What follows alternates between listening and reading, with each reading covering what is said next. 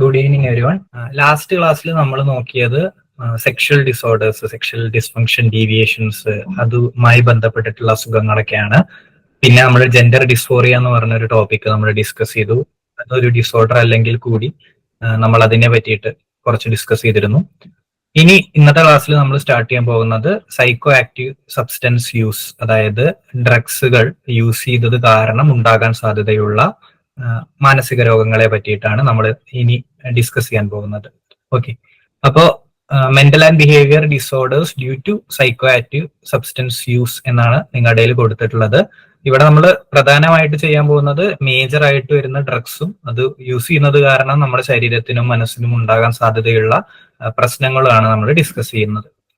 ഈ എല്ലാ ഡിസോർഡേഴ്സും നമ്മൾ ഓരോ ക്ലാസ്സസിലായിട്ട് എടുക്കുമ്പോൾ എല്ലാവർക്കും കോമൺ ആയിട്ടുള്ളൊരു ചോദ്യമായിരുന്നു എന്തായിരുന്നു കോസ്, എന്തുകൊണ്ടാണ് ഇത്തരത്തിലുള്ള രോഗങ്ങൾ വരുന്നത് എന്ന്.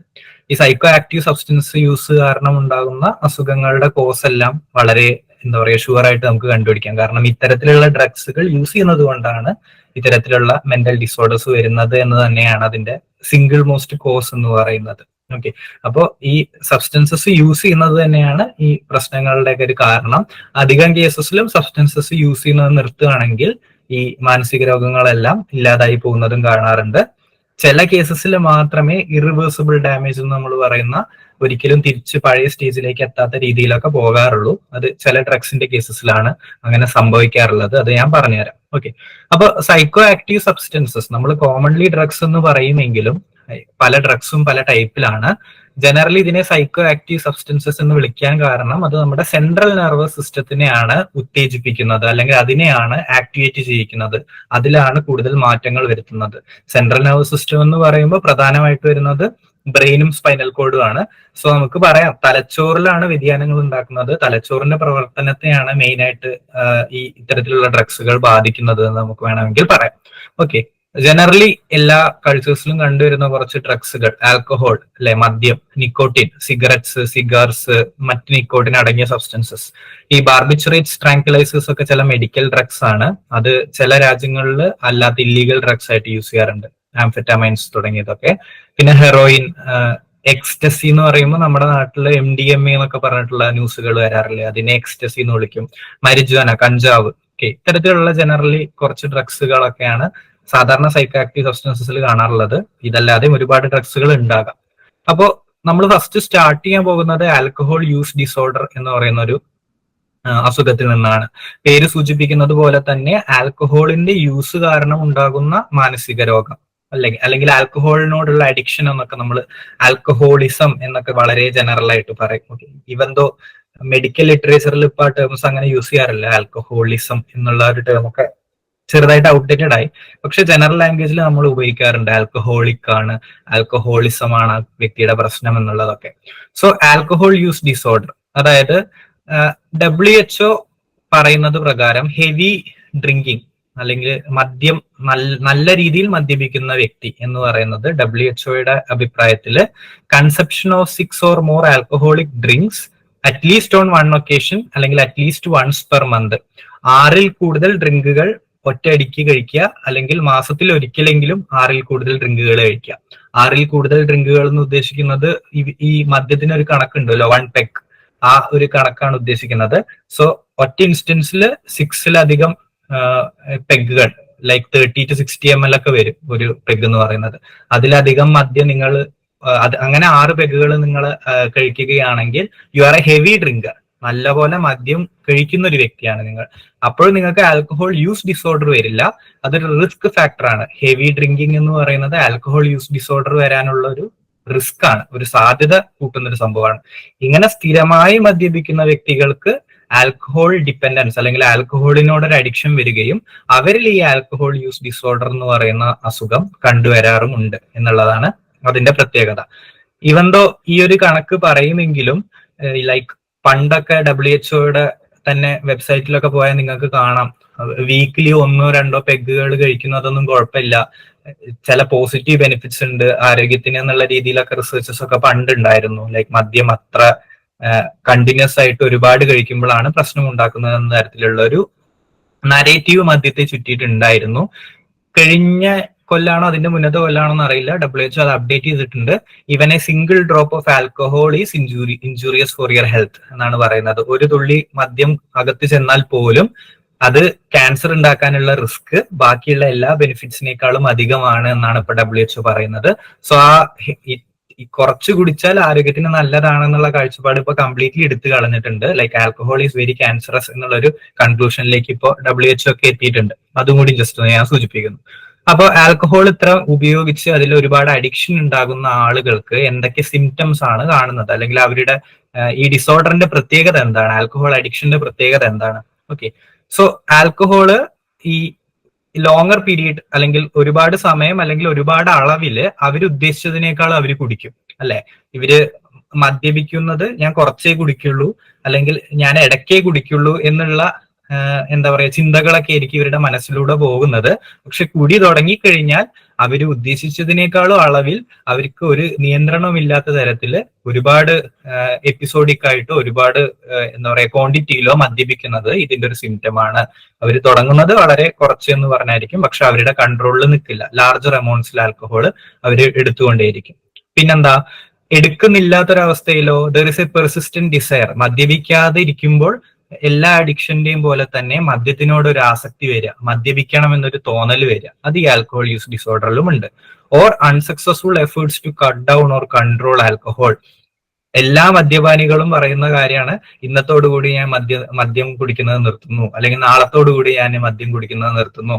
അപ്പൊ ഇങ്ങനെ ഒരുപാട് തവണ അവർ സ്വയം പ്രതിജ്ഞ എടുക്കും, അൺസക്സസ്ഫുൾ എഫേർട്സ്. പക്ഷെ പ്രതിജ്ഞ എടുക്കുന്നത് കൊണ്ട് മദ്യപാനം നിൽക്കുന്നുണ്ടോ ഇത്തരത്തിലുള്ള വ്യക്തികളിൽ? ഒരിക്കലുമില്ല. ഇത്തരത്തിലുള്ള വ്യക്തികൾ അൺസക്സസ്ഫുൾ എഫേർട്സ് ആണ്. പ്രതിജ്ഞ എടുക്കുന്നു, അടുത്ത ദിവസം തന്നെ വീണ്ടും മദ്യപിക്കുന്നു. അപ്പൊ ഇങ്ങനെ നിർത്താനുള്ള ശ്രമം, ചില ആൾക്കാരൊക്കെ ഒരാഴ്ച ഒരു മാസമൊക്കെ നിർത്തുന്ന ആൾക്കാരുണ്ട്. അതിനുശേഷം വീണ്ടും ഈ ഹെവി ഡ്രിങ്കിങ്ങിലേക്ക് തന്നെ തിരിച്ചു പോകുന്ന ആൾക്കാരുണ്ട്. അപ്പോ കുടിക്കാത്ത സമയത്തുള്ള ആസക്തിയും ഈ കുടി നിർത്താനുള്ള അൺസക്സസ്ഫുൾ എഫേർട്സും ഇത്തരത്തിലുള്ള രോഗത്തിന്റെ ഭാഗമായിട്ട് കണ്ടുവരാറുണ്ട്. പിന്നെ ഇത് നമ്മൾ പറഞ്ഞു, ക്രേവിംഗ് അല്ലെങ്കിൽ strong desire or urge to use alcohol. അതായത് മദ്യപിക്കാത്ത സമയത്ത് ലൈക്ക് മദ്യം ഉപയോഗിക്കാനുള്ള ഭയങ്കര രീതിയിലുള്ള ഒരു ഇൻട്രസ്റ്റ് അവരുടെ ഉള്ളിൽ വരും. ലൈക്ക് മദ്യപിക്കാൻ വേണ്ടിയിട്ട് എന്തും ചെയ്യാം, മദ്യപിക്കാൻ വേണ്ടിയിട്ട് ചിലർ ജോലിക്ക് പോവില്ല, ചില ആൾക്കാർ എന്താ പറയാ സ്വന്തം കുടുംബത്തെ വരെ മറന്നിട്ട് വേണമെങ്കിൽ മദ്യപിക്കാൻ പോകും. ഇത്തരത്തിലുള്ള സിംറ്റംസ് ഒക്കെ ഇവര് കാണിക്കാറുണ്ട്.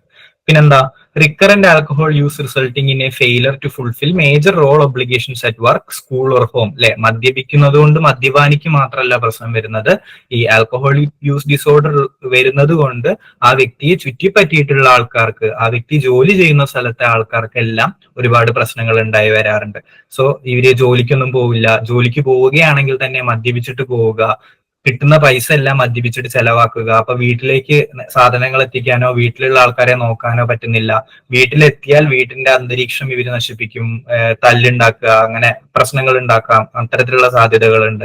അപ്പൊ മൊത്തത്തില് വർക്ക് ലൈഫ് ബാലൻസ് മൊത്തത്തിൽ കൊളാക്കുന്ന തരത്തിലുള്ള സിംറ്റംസ് കണ്ടുവരാറുണ്ട്. ഇനി ടോളറൻസും വിത്ഡ്രോവലും ഈ മദ്യപാനത്തിന് അഡിക്റ്റ് ആയിട്ടുള്ള ആൾക്കാർക്ക് കണ്ടുവരുന്നതാണ്. ടോളറൻസ് എന്ന് പറഞ്ഞാൽ എന്താ, നമ്മൾ ആദ്യമായിട്ട് മദ്യപിക്കുമ്പോൾ ചിലപ്പോൾ ഒരു പെഗ് അടിക്കുമ്പോൾ തന്നെ നമുക്ക് കിക്കാവും, അല്ലെങ്കിൽ നമുക്ക് ആ മദ്യത്തിന്റെ ഇഫക്റ്റ് തോന്നി തുടങ്ങും. കണ്ടിന്യൂസ് ആയിട്ട് നമ്മൾ ഇങ്ങനെ ഒരു പെഗ് തന്നെ എല്ലാ ദിവസവും മദ്യപിക്കുകയാണെങ്കിൽ നമുക്ക് ആ ഒരു പെഗ് എന്ന് പറയുന്നത് ഒന്നും അല്ലാതായി പോകും. അടുത്ത ആഴ്ച മുതൽ നമുക്ക് ചിലപ്പോൾ 2 or 3 കഴിക്കേണ്ടി വരും. ഒരു മാസം കഴിയുമ്പോൾ ചിലപ്പോൾ നിങ്ങൾക്ക് 4 or 5 കഴിക്കേണ്ടി വരും. 2 മാസം കഴിയുമ്പോൾ ചിലപ്പോൾ അത് 2 or 3 കുപ്പികളിലേക്കൊക്കെ പോകും. അപ്പൊ അങ്ങനെ നമുക്ക് ആ കിക്ക് കിട്ടാൻ അല്ലെങ്കിൽ ആൽക്കഹോളിന്റെ ഇഫക്റ്റ് കിട്ടാൻ എത്രത്തോളം മദ്യപിക്കണം എന്നുള്ള അളവ് കൂടിക്കൂടി വരും. അതായത് നിങ്ങളുടെ ടോളറൻസ് ഇൻക്രീസ് ചെയ്യാണ്, ആൽക്കഹോളുമായിട്ട് നിങ്ങളുടെ ശരീരം പൊരുത്തപ്പെടുകയാണ്. ഈ ഒരു സിംറ്റം ഇവരിൽ കാണാറുണ്ട്. ലൈക്ക് ഇവർക്ക് ആ ആൽക്കഹോളിന്റെ ഇഫക്റ്റ് കിട്ടണമെങ്കിൽ ഒരുപാട് മദ്യപിക്കേണ്ട ഒരു ആവശ്യകത ഈ ആൽക്കഹോൾ യൂസ് ഡിസോർഡേഴ്സ് ഉള്ള ആൾക്കാരിൽ കണ്ടുവരാറുണ്ട്. ഇനി വിഡ്രോവൽ എന്ന് പറഞ്ഞാൽ എന്താ, മദ്യപിക്കാതിരിക്കുമ്പോൾ ഇവരുടെ ശരീരം സിംറ്റംസ് കാണിക്കാൻ തുടങ്ങും, അല്ലെ, ഫിസിക്കൽ സിംറ്റംസ് കാണിക്കാൻ തുടങ്ങും. എന്തൊക്കെയാ?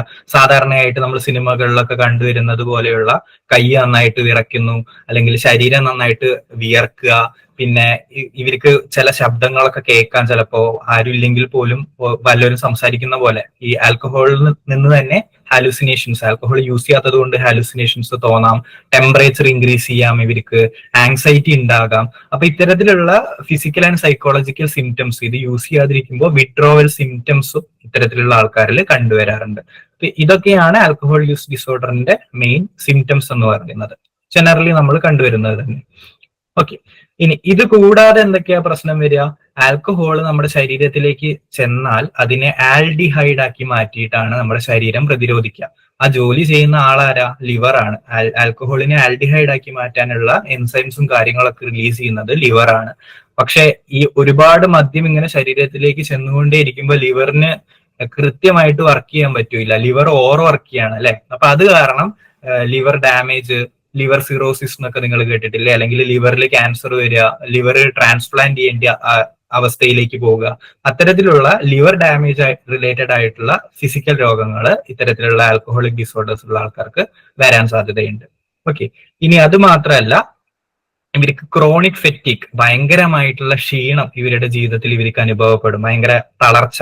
അതായത് മദ്യപിച്ചാലേ എനർജി കിട്ടുള്ളൂ, അല്ലാത്ത സമയത്ത് ലൈക്ക് ഇവരുടെ ഫിസിക്കലി തന്നെ ഈ സ്ഥിരമായിട്ട് മദ്യപിക്കുന്ന ആൾക്കാർ വല്ലാണ്ട് മെലിഞ്ഞു പോവുകയോ അല്ലെങ്കിൽ ന്യൂട്രീഷൻ കിട്ടാതെ, അതായത് ആൽക്കഹോൾ മാത്രം കഴിക്കുന്നത് കൊണ്ട് മറ്റു ഭക്ഷണങ്ങളിൽ നിന്ന് ന്യൂട്രീഷൻ കിട്ടാതെ ക്ഷീണിക്കുകയോ മറ്റ് അസുഖങ്ങൾ വരികയോ ഒക്കെ ചെയ്യാറുണ്ട്.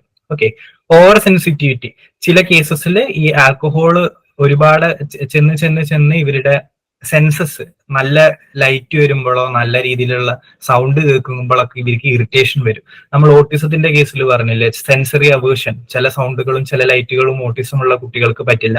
ആ ഒരു അവസ്ഥയിലേക്ക് ഈ ആൽക്കഹോളിക്സ് നീങ്ങാൻ സാധ്യതയുണ്ട്. അവർക്ക് ചില ലൈറ്റുകളും ചില സൗണ്ടുകളൊന്നും പറ്റാത്ത അവസ്ഥ വരും.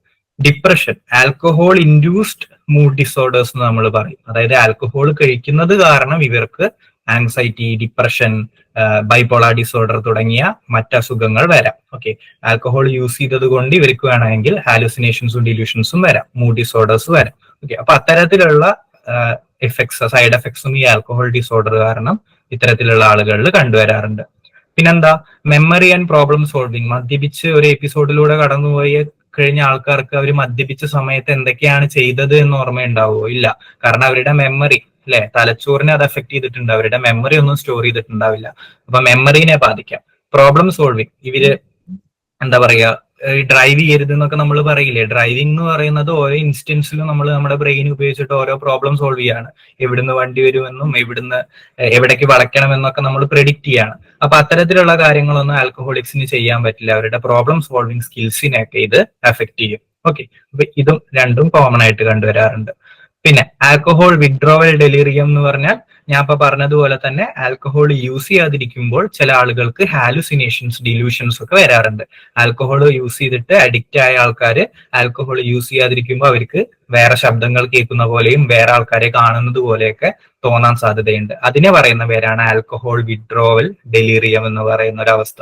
ഓക്കെ, പിന്നെ ആൽക്കഹോൾ അംനീസ്റ്റിക് ഡിസോർഡർ എന്ന് പറഞ്ഞൊരു അസുഖമുണ്ട്. ആൽക്കഹോൾ അംനീസ്റ്റിക് ഡിസോർഡർ എന്ന് പറഞ്ഞാൽ അതിനെ കൊർസാക്കോഫ്സ് സിൻഡ്രോം എന്നുള്ള വാക്കിലും വിളിക്കും. ഇത് ഈ സയന്റിസ്റ്റ് അല്ലെങ്കിൽ ഈ സൈക്കാട്രിസ്റ്റ് ആണ് ഈ രോഗം റിസർച്ച് ചെയ്തതും കണ്ടുപിടിച്ചതൊക്കെ. അപ്പൊ അദ്ദേഹത്തിന്റെ പേരിൽ ഇത് അറിയപ്പെടുന്നു എന്നുള്ളൂ.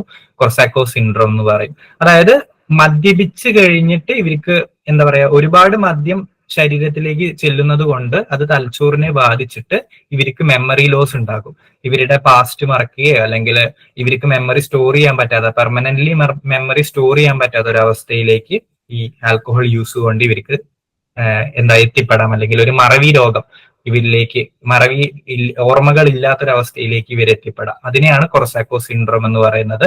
കൊർസാക്കോ സിൻഡ്രോം ഉള്ള ഒരാള് ബാക്കിയുള്ള അംനീഷ്യ എന്ന് പറയില്ലേ, ഓർമ്മ റിലേറ്റഡ് ആയിട്ടുള്ള ഡിസീസസ്, അതേ അവസ്ഥ തന്നെയായിരിക്കും. അവർക്ക് ചിലപ്പോൾ പാസ്റ്റ് ഇവന്റ്സ് ഒന്നും ഓർമ്മ ഉണ്ടാവില്ല, അല്ലെങ്കിൽ പുതിയ മെമ്മറീസ് ഉണ്ടാക്കാനുള്ള കഴിവുണ്ടാവില്ല. ആ ഒരു അവസ്ഥയിലേക്കൊക്കെ ഈ കൊർസാക്കോ സിൻഡ്രോം ഉള്ള ആൾക്കാർ എത്തിപ്പെടാം. അതിന്റെ ഒരു കാരണം എന്ന് പറയുന്നത് ആൽക്കഹോൾ ഇൻഡ്യൂസ്ഡ് ഡിസോർഡർ ആണ്, അല്ലെങ്കിൽ ആൽക്കഹോൾ യൂസ് ചെയ്ത ആൾക്കാരിലാണ് ഈ കൊർസാക്കോ സിൻഡ്രോം കൂടുതലായിട്ട് കണ്ടുവരാറുള്ളത്. ഓക്കെ, ഇത് ആൽക്കഹോൾ എക്സാക്ട്ലി കോസ് ചെയ്യുന്നു എന്ന് ഞാൻ പറയുന്നില്ല. കൊർസാക്കോ സിൻഡ്രത്തിന് മറ്റു ചില കാരണങ്ങളും പറഞ്ഞു വരാറുണ്ട്. പക്ഷെ ഈ ആൽക്കഹോൾ യൂസ് ചെയ്യുന്ന ആൾക്കാർക്ക് ഇത് പെട്ടെന്ന് വരുന്നതായിട്ട് കണ്ടുവരുന്നുണ്ട്, സ്ഥിരമായിട്ട് യൂസ് ചെയ്യുന്ന ആൾക്കാർക്ക്. അപ്പോൾ ഇതൊക്കെയാണ് മറ്റു ചില ഇഫക്ട്സ് ആൽക്കഹോൾ യൂസ് ചെയ്യുന്നത് കൊണ്ട്. സോ ആൽക്കഹോൾ ഡിസോർഡറിന്റെ സ്പെഷ്യാലിറ്റീസ്, അല്ലെങ്കിൽ മനസ്സിലായില്ല ചോദ്യം. ഒരു വൈറ്റമിൻ ഡെഫിഷ്യൻസി കൊണ്ട് എന്നാണ് ഉദ്ദേശിച്ചത്. വൈറ്റമിൻ ഡെഫിഷ്യൻസി കൊർസാക്കോ സിൻഡ്രോം ആയിട്ട് റിലേറ്റഡ് ആണ്. ഈ നിയാസിൻ എന്താണെന്ന് എനിക്ക് മനസ്സിലായില്ല. വൈറ്റമിൻ ഡെഫിഷ്യൻസി വൈറ്റമിൻ B12 ആണോ, എനിക്ക് മറന്നു കറക്റ്റ് വൈറ്റമിൻ ഏതാണ്. ഒരു വൈറ്റമിൻ ഡെഫിഷ്യൻസി കാരണം കൊർസാക്കോ സിൻഡ്രോം ഉണ്ടാവുന്ന കണ്ടുവരുന്നുണ്ട്. ചില ആൾക്കാർ പറയുന്നത് ഈ കണ്ടിന്യൂസ് ആൽക്കഹോൾ യൂസ് ചെയ്യുന്ന ആൾക്കാർ മറ്റു ഭക്ഷണം കഴിക്കാത്തത് കൊണ്ട് വൈറ്റമിൻ B1 ഡെഫിഷ്യൻസി കാരണം ഇവർക്ക് കൊർസാക്കോ സിൻഡ്രോം വരുന്നതാണ് എന്നുള്ള, ഡയറക്റ്റ് ആൽക്കഹോൾ ഉണ്ടാക്കുന്നതല്ല എന്നുള്ള അഭിപ്രായം പറയുന്ന ആൾക്കാരുണ്ട്. സോ അങ്ങനത്തെ ഇതും വായിച്ചിട്ടുണ്ട്. വൈറ്റമിൻ B1 ഡെഫിഷ്യൻസിയാണ് കൊർസാക്കോ സിൻഡ്രോത്തിന്റെ കാരണം എന്ന് പറയുന്നത് എന്ന് വായിച്ചിട്ടുണ്ട്. ഓക്കെ സാറ്, ഈ കൊർസാക്കോ സിൻഡ്രോം അല്ലേ ഈ ആൽക്കഹോൾ ഉപയോഗിച്ചുകൊണ്ടിരിക്കുമ്പോ വരണ്ടല്ലേ ഇത്? യെസ്, കണ്ടിന്യൂസ് ആയിട്ട് ആൽക്കഹോൾ അല്ലല്ല, ആൽക്കഹോൾ ഉപയോഗിക്കുമ്പോ ഉണ്ടാവുന്ന ഓർമ്മക്കുറവല്ല, ആൽക്കഹോൾ കണ്ടിന്യൂസ് ആയിട്ട് യൂസ് ചെയ്യുന്ന കാരണം ഇതേപോലത്തെ വൈറ്റമിൻ ഡെഫിഷ്യൻസിയോ അങ്ങനെ എന്തെങ്കിലുമൊക്കെ ശരീരത്തിൽ ഉണ്ടായിട്ട് പിന്നെ അവർക്ക് ഓർമ്മ സ്റ്റോർ ചെയ്യാൻ പറ്റാത്തതോ പഴയ കാര്യങ്ങൾ കംപ്ലീറ്റ്ലി മറന്നു പോകുന്നതായിട്ടുള്ള അവസ്ഥയിലേക്ക് പോവാം. അല്ല, അപ്പൊ ഇത് കുറെ നാള് ആൽക്കഹോൾ ഉപയോഗിക്കേണ്ടതെന്ന് മാറിക്കഴിഞ്ഞു കഴിഞ്ഞാല് തിരിച്ചു വരില്ല. ഇല്ല, അതൊരു പെർമനന്റ് ഡാമേജ് പോലെയാണെന്നാണ് റിസർച്ചേഴ്സ് ഒക്കെ പറയുന്നത്. ബുദ്ധിമുട്ടാണ് കൊർസാക്കോ സിൻഡ്രോം വന്ന്. ഇതും മറ്റേ സാധാരണ ഡിമെൻഷ്യയും തമ്മിൽ വ്യത്യാസം ഉണ്ടല്ലേ?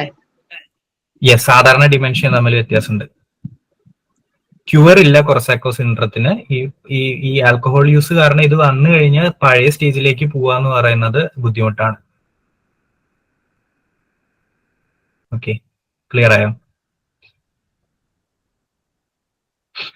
വേറെ എന്തെങ്കിലും ഡൗട്ട് ഉണ്ടെങ്കിൽ ചോദിച്ചോളൂ. ആൽക്കഹോൾ യൂസ് ഡിസോർഡർ ഇത്രയേ ഉള്ളൂ, കുറേയൊക്കെ നിങ്ങൾക്ക് അറിയുന്നതാണ്.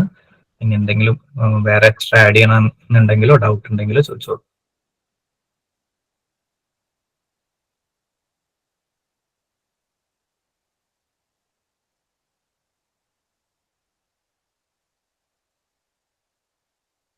ഓക്കെ, ക്ലിയർ ആണെന്ന് വിശ്വസിക്കുന്നു. അങ്ങനെയാണെങ്കിൽ നമുക്ക് നെക്സ്റ്റ് ഡ്രഗിലേക്ക് പോകാം. ഇനി വരുന്ന ഈ 3 ഡ്രഗ്സും വെരി സിമിലർ ആണ്. അതാണ് ഞാൻ ഇത് ഒറ്റ സ്ലൈഡിലേക്ക് ഉൾപ്പെടുത്തിയത്. ആദ്യം ഒപ്പിയം. ഓക്കെ, ആൽക്കഹോൾ ഡിസോർഡറിന്റെ ട്രീറ്റ്മെന്റ് പറഞ്ഞില്ല അല്ലെ. മെഡിക്കേഷൻസ്, ചില മരുന്നുകൾ കൊടുക്കാറുണ്ട്. ഡൈസൾഫിറം എന്ന് പറഞ്ഞൊരു മരുന്നൊക്കെ പോപ്പുലർ ആയിരുന്നു. ഇത് കഴിക്കുന്ന ആൾക്കാര് പിന്നെ മദ്യപിച്ചാൽ ഛർദ്ദിക്കും, ഭയങ്കര രീതിയിൽ ഛർദ്ദിക്കും. ഒരു അവേർഷൻ ഉണ്ടാവും അപ്പൊ ഇവർക്ക് ആൽക്കഹോളിനോട്.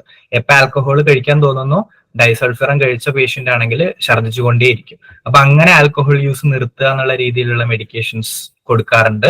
പിന്നെ ഗ്രൂപ്പ് തെറാപ്പി, ആൽക്കഹോളിക്സുമായിട്ട് കൂടിച്ചേർന്നിട്ടുള്ള ഒരു തെറാപ്പി. അപ്പൊ അതിൽ പല സ്റ്റേജിലുള്ള ആൽക്കഹോളിസം ഉള്ള ആൾക്കാരുണ്ടായിരിക്കും. ചില ആൾക്കാരൊക്കെ ഓൾമോസ്റ്റ് കംപ്ലീറ്റ്ലി ക്യൂർ ആയിട്ടുള്ള ആൾക്കാരൊക്കെ ഉണ്ടായിരിക്കും. അപ്പൊ അവരുടെ എക്സ്പീരിയൻസ് ഷെയർ ചെയ്യുന്നതും അവരെങ്ങനെയാണ് കോപ്പ് ചെയ്തത്, മെയിൻറ്റെയിൻ ചെയ്തത് എന്നൊക്കെ ഉള്ളതൊക്കെ ഷെയർ ചെയ്യുമ്പോൾ ബാക്കിയുള്ള ആൽക്കഹോളിസിന് ഹെൽപ്ഫുൾ ആവുന്നുള്ള തരത്തിൽ ഗ്രൂപ്പ് തെറാപ്പീസ് സജസ്റ്റ് ചെയ്യാറുണ്ട്. പിന്നെ ജനറലി സൈക്കോളജിയിൽ വരുന്ന CBTയോ ഡയലറ്റിക് ബിഹേവിയർ തെറാപ്പി, അങ്ങനെ ജനറലി ഉള്ള ബാക്കിയുള്ള തെറാപ്പീസും ഈ ആൽക്കഹോളിക് ഡിസോർഡറിന് യൂസ്ഫുൾ ആയിട്ട് കണ്ടുവരാറുണ്ട്. ഈ ഡൈസൾഫിറം ഇപ്പൊ അധികം യൂസ് ചെയ്യാറില്ല, അതൊരു ഇമ്മോറൽ വഴിയാണ്. കാരണം അവർക്കൊരു അവേർഷൻ ഉണ്ടാക്കുകയല്ലേ, ഛർദ്ദിക്കല്ലേ, അപ്പൊ ഫിസിക്കലി ഭയങ്കര ബുദ്ധിമുട്ടുണ്ടാക്കുന്നുള്ള രീതിയിൽ തുടക്ക സ്റ്റേജിൽ അത്രയും അഡിക്റ്റ് ഒക്കെ ആണെങ്കിൽ കൊടുക്കുള്ളൂ. ഇപ്പോ വേറെ മെഡിക്കേഷൻസ് ഉണ്ട് എന്നാണ് എന്റെ ഓർമ്മ. സോ ഇതൊക്കെയാണ് ഇതിന്റെ ട്രീറ്റ്മെന്റ് ഓപ്ഷൻസ് എന്ന് പറയുന്നത്. ഇനി നമുക്ക് ഓപ്പിയം ആൻറ്റീസ് ഡെറിവേറ്റീവ്സിലേക്ക് കടക്കാം. ഓപ്പിയം ആൻറ്റീസ് ഡെറിവേറ്റീവ്സ് എന്ന് പറഞ്ഞാൽ പോപ്പി പ്ലാന്റിൽ നിന്ന്, പോപ്പി പറഞ്ഞൊരു ചെടിയുണ്ട്, ആ ചെടിയിൽ നിന്ന് ഡിറൈവ് ചെയ്തെടുക്കുന്ന കോമ്പൗണ്ട് ആണ് ഓപ്പിയം.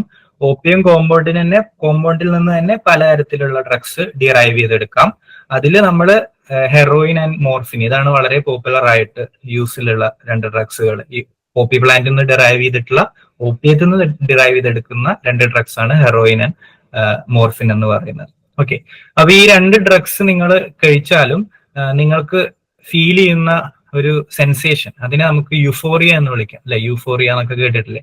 അതായത് ഇമ്മൻസ് പ്ലഷർ, നിങ്ങൾക്ക് ഡിസ്ക്രൈബ് ചെയ്യാൻ പറ്റാത്ത അത്രയും സന്തോഷം, എന്താ പറയുക, ആനന്ദം, ആ ഒരു അവസ്ഥയിലേക്ക് നിങ്ങൾ ചെല്ലും. ഈ ഹെറോയിൻ മോർഫിൻ യൂസേഴ്സ് ഒക്കെ അധികം പറയുന്നത് ലൈക് സെക്ഷൽ ഓർഗാസം ഇല്ലേ, സെക്ഷൽ ആക്ടിവിറ്റിയിൽ ഏർപ്പെടുമ്പോൾ കിട്ടുന്ന ഓർഗാസം ഫീല്, ആ ഒരു ഫീലാണ് ഇവർക്ക് ഈ ഡ്രഗ്സ് യൂസ് ചെയ്യുമ്പോൾ കിട്ടുക. പക്ഷെ സെക്ഷൽ ആക്ടിവിറ്റിയിൽ അത് വളരെ കുറച്ച് സമയം ഉണ്ടാവുള്ളൂ.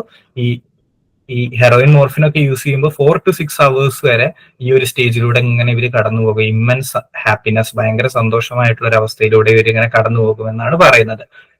പ്ലഷർ, അതാണ് അവിടുത്തെ മെയിൻ ആയിട്ടുള്ള ഫീലിംഗ് വരുന്നത്. ഓക്കെ, ഇതിന്റെ കാരണം എന്ന് പറയുന്നത് എൻഡോർഫിൻസ്, ഡോപ്പമിൻ പോലെയുള്ള ഫീൽ ഗുഡ് ആയിട്ടുള്ള ന്യൂറോ ട്രാൻസ്മിറ്റേഴ്സ്, നല്ല രീതിയിൽ നമുക്ക് ബ്രെയിനിൽ പ്ലഷർ ഉണ്ടാക്കുന്ന തരത്തിലുള്ള ന്യൂറോ ട്രാൻസ്മിറ്റേഴ്സ് അമിതമായ അളവിൽ പ്രൊഡ്യൂസ് ചെയ്യാൻ ഇത്തരത്തിലുള്ള ഡ്രഗ്സ് സഹായിക്കുന്നത് കൊണ്ടാണ് ഇതിൽ നിന്ന് ഈ ഒരു യൂഫോറിക് ഫീലിംഗ് കിട്ടുന്നത് എന്ന് അധികം ആൾക്കാരും അല്ലെങ്കിൽ റിസർച്ചേഴ്സ് ഒക്കെ പറയാറുണ്ട്. ഓക്കെ, എൻഡോർഫിൻസ് ആൻഡ് ഡോപ്പമിൻ ആണ് ഇമ്പോർട്ടന്റ് ആയിട്ട് വരാറുള്ളത്.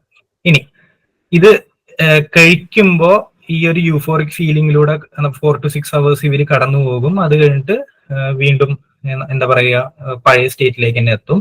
പിന്നെ ഒരു സൈക്കോളജിക്കൽ ഡിപ്പെൻഡൻസ് ഉണ്ടായിരിക്കും അല്ലെ, വീണ്ടും ആ തിരിച്ച ഒരു ഫീലിംഗിലേക്ക് പോകാനുള്ള ഒരു ഡിപ്പെൻഡൻസ് ഉണ്ടായിരിക്കും. ആൽക്കഹോളിക്സിലൊക്കെ ഉണ്ടാവുന്നത് പോലെ തന്നെ ഡിസയർ ഉണ്ടായിരിക്കും. ടോളറൻസ്, ആൽക്കഹോളിസത്തിൽ നമ്മൾ കണ്ട അതേ ടോളറൻസ് ഇവിടെയും വരും. ആദ്യം കുറച്ച് ഡ്രഗ്സ് കഴിക്കുമ്പോൾ തന്നെ ഇവർക്ക് ആ എഫക്റ്റ് കിട്ടും. പിന്നീട് ഡ്രഗ്സിന്റെ ക്വാണ്ടിറ്റി കൂടുതൽ കൂടുതൽ കഴിക്കേണ്ട ആവശ്യകതയിലേക്ക് വരും. അപ്പം ആ ഒരു ഹാപ്പിനെസ് സ്റ്റേറ്റിലേക്ക് എത്തിക്കാൻ ഇവർ വീണ്ടും വീണ്ടും ഇത് യൂസ് ചെയ്തിട്ട് അങ്ങനെയാണ് ഇവരൊരു അഡിക്ഷനിലേക്ക് പോകുന്നത്. ജനറലി ഒരു ഡ്രഗ്സിൽ സംഭവിക്കുന്നത് പോലെ തന്നെ.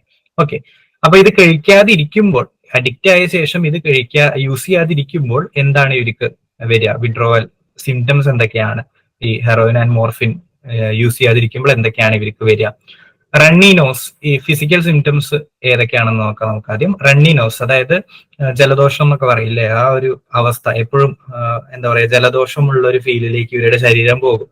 ടിയറിങ് ഐസ്, വെറുതെ കരച്ചിൽ ഇങ്ങനെ വന്നുകൊണ്ടിരിക്കും, അല്ലെങ്കിൽ കണ്ണിൽ വെള്ളം എപ്പോഴും ഇങ്ങനെ കെട്ടിക്കൊണ്ടിരിക്കും. ഓക്കെ, റെസ്പിറേഷൻ, ഭയങ്കര രീതിയിൽ സ്വെറ്റ് ചെയ്യും, ഭയങ്കര രീതിയിൽ വേർക്കും ശരീരമൊക്കെ ഉപയോഗിക്കാതിരിക്കുമ്പോൾ. റെസ്റ്റ്ലെസ്നെസ്, ഒരു സ്ഥലത്ത് ഇവർക്ക് ഒതുങ്ങിയിരിക്കാൻ പറ്റില്ല, എപ്പോഴും ഒരു ആങ്സൈറ്റി ഇൻഡ്യൂസിങ് ഫീല് ഉള്ളിൽ ഇങ്ങനെ ഉണ്ടായിക്കൊണ്ടേയിരിക്കും. ഇതിന് വേണ്ടിയിട്ടുള്ള ക്രേവിംഗ് ഉള്ളിൽ എപ്പോഴും ഉണ്ടായിക്കൊണ്ടേയിരിക്കുന്നത് കൊണ്ട് ഇവർക്ക് ഒരു സ്ഥലത്ത് സമാധാനമായിട്ട് ഇരിക്കാൻ പറ്റില്ല. ഇൻക്രീസ്ഡ് റെസ്പിറേഷൻ റേറ്റ്, ശ്വാസോച്ഛ്വാസത്തിന്റെ റേറ്റ് കൂടും. ഓക്കെ, മറ്റേ ഈ സ്ട്രെസ് ഒക്കെ കൂടുമ്പോഴാണല്ലോ നമ്മൾ സ്പീഡിൽ ബ്രീത്ത് ചെയ്യുക. ആ ഒരു അവസ്ഥയിലേക്ക് ഇവരുടെ ശരീരം പെർമനന്റ്ലി, അല്ലെങ്കിൽ ആ ഒരു ഡ്രഗ്സ് കിട്ടാത്ത അവസ്ഥയിലേക്ക് ആ ഒരു ശരീരത്തിലേക്ക് ഇവര് മാറും. ഓക്കെ, പിന്നെ intensified desire for the drug, ആ ഡ്രഗ് കിട്ടാൻ വേണ്ടിയിട്ട് അമിതമായ ആസക്തി, ആഗ്രഹം, ആൽക്കഹോളിസത്തിൽ കണ്ടതുപോലെ തന്നെ ആ ഡ്രഗ്സിന് വേണ്ടിയിട്ടുള്ള ഒരു ആഗ്രഹം ഇവരുടെ മനസ്സിന്റെ ഉള്ളിൽ ഉണ്ടാകും. ഇത് കൂടാതെ ചില ആൾക്കാരിൽ ബോഡി പെയിൻ കണ്ടുവരാറുണ്ട്. അതായത് ഓപ്പിയം ഡ്രഗ്സ് കിട്ടാത്ത സമയത്ത് ഭയങ്കര അമിതമായ രീതിയിൽ വയറുവേദന, ചില കൈയും കാലും വേദനിക്കുക, അത്തരത്തിലുള്ള, അല്ലെങ്കിൽ ബാക്ക് പെയിൻ, നടുവേദനയൊക്കെ റിപ്പോർട്ട് ചെയ്യുന്ന ആൾക്കാരുണ്ട്. ഭയങ്കര രീതിയിൽ ബോഡി പെയിൻ ഉണ്ടാകുന്നുണ്ട്. അപ്പൊ അത് കിട്ടാൻ വേണ്ടിയിട്ട്, ലൈക്ക് ആ പെയിൻ മാറ്റാൻ വേണ്ടിയിട്ട് ഇവർ വീണ്ടും ഡ്രഗ്സ് എടുക്കുന്ന അവസ്ഥ. വാരണായിരം സിനിമയിൽ സൂര്യനെ റൂമിൽ അടയ്ക്കുമ്പോഴുള്ള റിയാക്ഷൻസ് കണ്ടിട്ടില്ലേ, ഏകദേശം അതേപോലെയൊക്കെ തന്നെ. പിന്നെ hallucination and delusions are also common. നമ്മൾ പറഞ്ഞതുപോലെ എന്താ പറയുക, ആൽക്കഹോളിൽ ഒരു ഡെറിലിയം സ്റ്റേജിലേക്ക് അവർ എത്തി, അവർക്ക് സൈക്കോസിസ് പോലെയൊക്കെ ഉണ്ടാകുന്നുണ്ട് എന്ന് പറഞ്ഞ പോലെ തന്നെ ഇത്തരത്തിലുള്ള ഡ്രഗ്സ് കിട്ടാത്ത അവസ്ഥയിലും ഈ പേഷ്യൻസിന് ഹാലുസിനേഷൻസ് ആൻഡ് ഡിലൂഷൻസ്, മറ്റുള്ള ആൾക്കാർ സംസാരിക്കുന്നത് പോലെയും ഇല്ലാത്ത കാര്യങ്ങൾ കാണുന്ന പോലത്തെയുള്ള ചിന്തകളൊക്കെ വരാനും സാധ്യതയുണ്ട്. സോ ജനറലി എല്ലാ ഡ്രഗ്സിനുള്ള വിഡ്രോവൽ സിംറ്റംസിൽ കുറെ സിമിലാരിറ്റീസ് ഉണ്ടായിരിക്കും. എക്സ്ട്രാ വല്ല സ്പെഷ്യൽ ആയിട്ടുള്ള സിംറ്റംസ് ഉണ്ടെങ്കിൽ ഞാൻ എടുത്തു പറയാം. ബാക്കി എല്ലാത്തിനും ഓൾമോസ്റ്റ് സിമിലർ ആണ്. ഒരു ഡ്രഗ് അടിക്കുമ്പോൾ തന്നെ നിങ്ങൾക്ക് ഏകദേശം പിടികിട്ടും. ഓക്കെ, അപ്പൊ ഇത്തരത്തിലുള്ള വിഡ്രോവൽ സിംറ്റംസ് ഒക്കെയാണ് ഇതിൽ കണ്ടുവരുന്നത്. ട്രീറ്റ്മെന്റ്സ്, നമ്മൾ ആൽക്കഹോളിസത്തിന്റെ കേസിൽ പറഞ്ഞതുപോലെ തന്നെ മെഡിക്കേഷൻസ് ഹെൽപ്ഫുൾ ആയിരിക്കും. ലൈക്ക് ഇവർക്ക് അധികം കേസസിലും ഈ ഡോസ് നല്ല കുറച്ച് കൊണ്ടുവരില്ലേ ഈ ഡ്രഗ്സിന്റെ. കാരണം ഈ വിഡ്രോവൽ സിംറ്റംസ് ഭയങ്കര സ്ട്രോങ് ആണ് ഇത്തരത്തിലുള്ള ഡ്രഗ്സുകളിൽ. അപ്പൊ പെട്ടെന്ന് ഡ്രഗ്സിൽ നിന്ന് നമ്മൾ എടുത്തു കളയുകയാണെങ്കിൽ ഭയങ്കര രീതിയിൽ അവരുടെ ബോഡി റിയാക്ട് ചെയ്യും. അതുകൊണ്ട് ഈ ഡ്രഗ്സിന്റെ എന്തെങ്കിലും അംശമുള്ള തരത്തിലുള്ള മെഡിക്കേഷൻസ് ഒക്കെ ചെറിയ ഡോസസിൽ കൊടുത്ത് ഡോസ് കുറച്ച് കൊണ്ടുവരുന്ന തരത്തിലുള്ള ട്രീറ്റ്മെന്റുകളൊക്കെ കൊടുക്കാറുണ്ട്. പിന്നെ തെറാപ്പി, ലൈക്ക് തെറാപ്യൂട്ടിക് അപ്രോച്ചസ്, നമ്മളിപ്പോൾ പറഞ്ഞതുപോലെ തന്നെ കോഗ്നിറ്റീവ് ബിഹേവിയർ തെറാപ്പിയോ അങ്ങനെ, അതായത് ഈ ഡ്രഗ്സ് യൂസ് മോശമാണെന്ന് അവരെ കൺവിൻസ് ചെയ്യിക്കാനും എന്തുകൊണ്ടാണ് ഇവർ ഈ ഡ്രഗ്സ് യൂസ് ചെയ്യാൻ പ്രേരിതരാകുന്നത് എന്നുള്ള റൂട്ട് കോസ്, ചിലപ്പോൾ എന്തെങ്കിലും ട്രോമയാകാം, ചൈൽഡ്ഹുഡ് അബ്യൂസ് ആകാം, അല്ലെങ്കിൽ ജസ്റ്റ് ഫോർ എൻജോയ്മെന്റിന് വേണ്ടിയിട്ടാകാം, അത് കണ്ടുപിടിച്ചിട്ട് അതിനെ അഡ്രസ് ചെയ്യുന്ന തരത്തിലുള്ള തെറാപ്പീസ് ഒക്കെ നമ്മൾ കൊടുക്കാറുണ്ട്. ഓക്കെ, അപ്പൊ ഇത്രയാണ് ഈ ഓപ്പിയം ആൻഡ് ഇറ്റ്സ് ഡെറിവേറ്റീവ്സ്, അല്ലെങ്കിൽ ഹെറോയിൻ ആൻഡ് മോർഫിന്റെ യൂസുമായിട്ട് റിലേറ്റ് ആയിട്ട് വരുന്നത്. ഈ ഒരു യൂഫോറിക് ഫീലിംഗ് തന്നെയാണ് ഇവിടെ ഹൈലൈറ്റ് ആയിട്ട് വരുന്നത്. ഓക്കെ, ഇനി കൊക്കെയിനും very similar to above drugs. അതായത് ഈ യൂഫോറിക് ഫീലിംഗ്, ആ കൊക്കെയിൻ യൂസ് ചെയ്യുമ്പോൾ ആൾക്കാർക്ക് കിട്ടുന്ന ഫീലിംഗ് എന്ന് പറയുന്നത് ഒരു യൂഫോറിയ ആയിട്ട് തന്നെയാണ് ആൾക്കാർ ഡിസ്ക്രൈബ് ചെയ്യാറ്. വിഡ്രോവൽ സിംറ്റംസ് ഒക്കെ വളരെ സിമിലർ ആണ്. ഇതേപോലത്തെ സിംറ്റംസ് തന്നെയാണ് ഈ കൊക്കെയിൻ യൂസ് ചെയ്യുമ്പോഴും കാണാറ്. ഈ റെസ്റ്റ്ലെസ്നെസ്സും ആങ്സൈറ്റി ഇൻഡ്യൂസിംഗ് ആയിട്ടുള്ള എക്സ്പീരിയൻസസ് ഉണ്ടാവുകയോ അല്ലെങ്കിൽ റെസ്പിറേഷൻ റേറ്റ് കൂടുന്നതും വിയർക്കുന്നതൊക്കെ കൊക്കെയിൻ യൂസസിലും കണ്ടുവരാറുണ്ട്. ട്രീറ്റ്മെന്റ് എന്ന് പറയുന്നതും സിമിലർ ആണ്. മെഡിക്കേഷൻസ് ആൻഡ് തെറാപ്പി സെയിം ഒരു അപ്രോച്ചിലൂടെ തന്നെയാണ് ഇതും ട്രീറ്റ് ചെയ്യാറുള്ളത്. സോ ബാക്കിയെല്ലാം ഇത് ബോഡിയിൽ ആക്ട് ചെയ്യുന്ന രീതിയും എല്ലാം സിമിലർ ആണ്. ഈ പ്ലഷർ സെന്റേഴ്സ്, എൻഡോർഫിൻസ്, ഡോപ്പമിൻസ് ഒക്കെ മറ്റേ അളവ് കൂട്ടിയിട്ട് പ്രൊഡ്യൂസ് ചെയ്യാൻ വേണ്ടിയിട്ട് തന്നെയാണ് കൊക്കൈനും സഹായിക്കുന്നത്. ഓക്കെ, ഇനി ഇത് കൊക്ക, നമ്മൾ ഇത് പോപ്പി പ്ലാന്റിൽ നിന്ന് ഡിറൈവ് ചെയ്തെടുത്തു എന്ന് പറയുന്നത് പോലെ ഇത് കൊക്ക എന്ന് പറഞ്ഞൊരു പ്ലാന്റിൽ നിന്നാണ് ഈ കൊക്കെയിൻ എന്ന് പറയുന്ന ഡ്രഗ്സ് പണ്ട് ഡിറൈവ് ചെയ്തെടുത്തിരുന്നത്. ഇപ്പൊ വേണമെങ്കിൽ ലാബിലൊക്കെ മാനുഫാക്ചർ ചെയ്യാം, അങ്ങനെ സിന്തറ്റിക് ഡ്രഗ്സ് ആയിട്ട് യൂസ് ചെയ്യുന്നവരുണ്ട്. ഓക്കെ, സോ കൊക്ക എന്ന് പറയുന്ന പ്ലാന്റിൽ നിന്ന് മാനുഫാക്ചർ ചെയ്തെടുത്ത യൂഫോറിക് ഫീലിംഗ്സ് ഒക്കെ തരുന്ന ബാക്കി ഒപ്പിയം ആൻഡ് ഇറ്റ്സ് ഡെറിവേറ്റീവ്സിനോട് വളരെ സിമിലർ ആയിട്ടുള്ള ഡ്രഗ്സ് തന്നെയാണ് കൊക്കെയിൻ എന്നുള്ളതും ജസ്റ്റ് ഒന്ന് അറിഞ്ഞു വെക്കാം. ഓക്കെ, ഈ ഞാൻ പറഞ്ഞതുപോലെ തന്നെ കോമൺ ആയിട്ടുള്ള ഒരുപാട് കാര്യങ്ങൾ ഇനിയും ഉള്ള ഡ്രഗ്സിലും നിങ്ങൾ കാണാറുണ്ട്. ഓക്കെ, കാണാൻ പോകുന്നുണ്ട്. നെക്സ്റ്റ് എന്ന് പറയുന്നത് മെത്താംഫെറ്റമിൻ അല്ലെ. മെത്ത് എന്ന് പറയും. ബ്രേക്കിംഗ് ബാഡ് സീരീസ് ഒക്കെ കണ്ടിട്ടുള്ളവർക്ക് അറിയാം. അതിലൊരു കെമിസ്ട്രി ടീച്ചർക്ക് ക്യാൻസർ വന്നതിന് ശേഷം മെത്താംഫെറ്റമിൻ സെൽ ചെയ്തിട്ട് പൈസ ഉണ്ടാക്കാൻ ശ്രമിക്കുന്ന ഒരു കഥയാണല്ലോ ബ്രേക്കിംഗ് ബാഡിൽ വരുന്നത്. അപ്പോ മെത്ത് എന്ന് പറയുന്നത് പുവർ പീപ്പിൾസ് കൊക്കെയിൻ എന്ന് പറയും. ഈ ഡ്രഗ് ഇൻഡസ്ട്രിയിലൊക്കെ കൊക്കെയിൻ എന്ന് പറയുന്നത് ഭയങ്കര എക്സ്പെൻസീവ് ആയിട്ടുള്ള ഡ്രഗ് ആണ്. ഈ പഴയ 80s 90s ഹോളിവുഡ് സിനിമ കണ്ടറിയാം നിങ്ങൾക്ക്. ഈ കൊക്കെയിൻ ഡ്രഗ്സ് പിടിച്ചെടുക്കാൻ വേണ്ടിയിട്ടുള്ള മറ്റേ ഗവൺമെന്റിന്റെ മിഷൻസും കാര്യങ്ങളൊക്കെ ഉണ്ട്. ലൈക്ക് പണക്കാര് അല്ലെങ്കിൽ ഭയങ്കര എക്സ്പെൻസീവ് ആയിട്ടുള്ള ആൾക്കാരൊക്കെ, പൈസ ചെലവാക്കാൻ പറ്റുന്നവരൊക്കെയാണ് അധികം കൊക്കെയിൻ യൂസ് ചെയ്യുക. വലിയ വലിയ ബിസിനസ് ടൈക്കൂൺസ് അങ്ങനെയൊക്കെയാണ് സിനിമയിൽ കാണിക്കുക.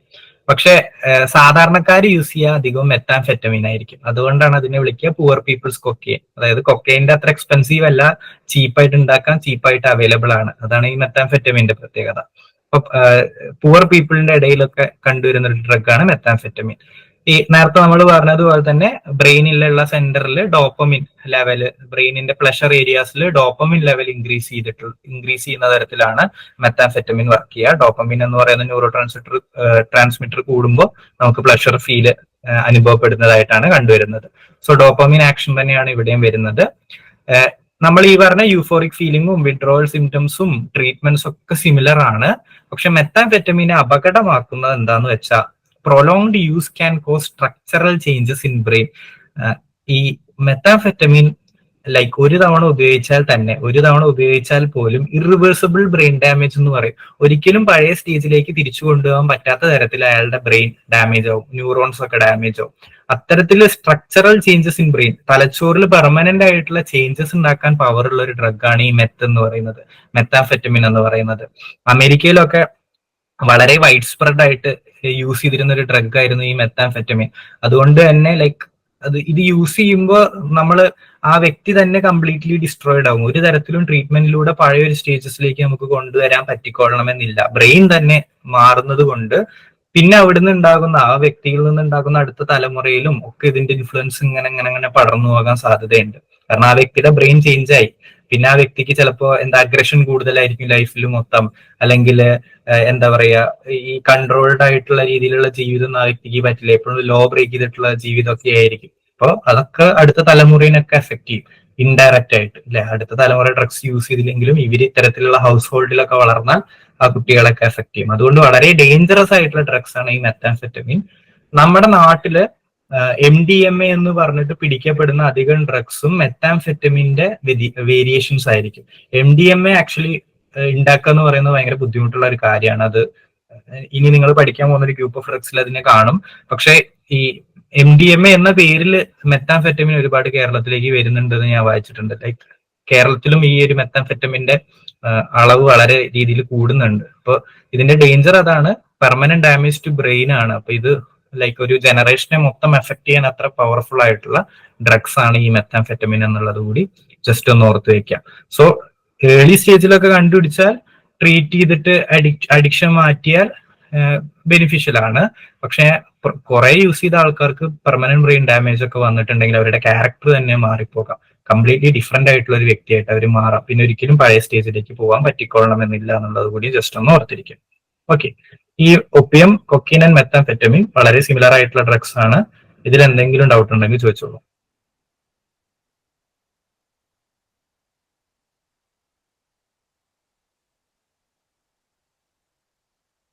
ഓക്കെ, ക്ലിയർ ആണെന്ന് വിശ്വസിക്കുന്നു.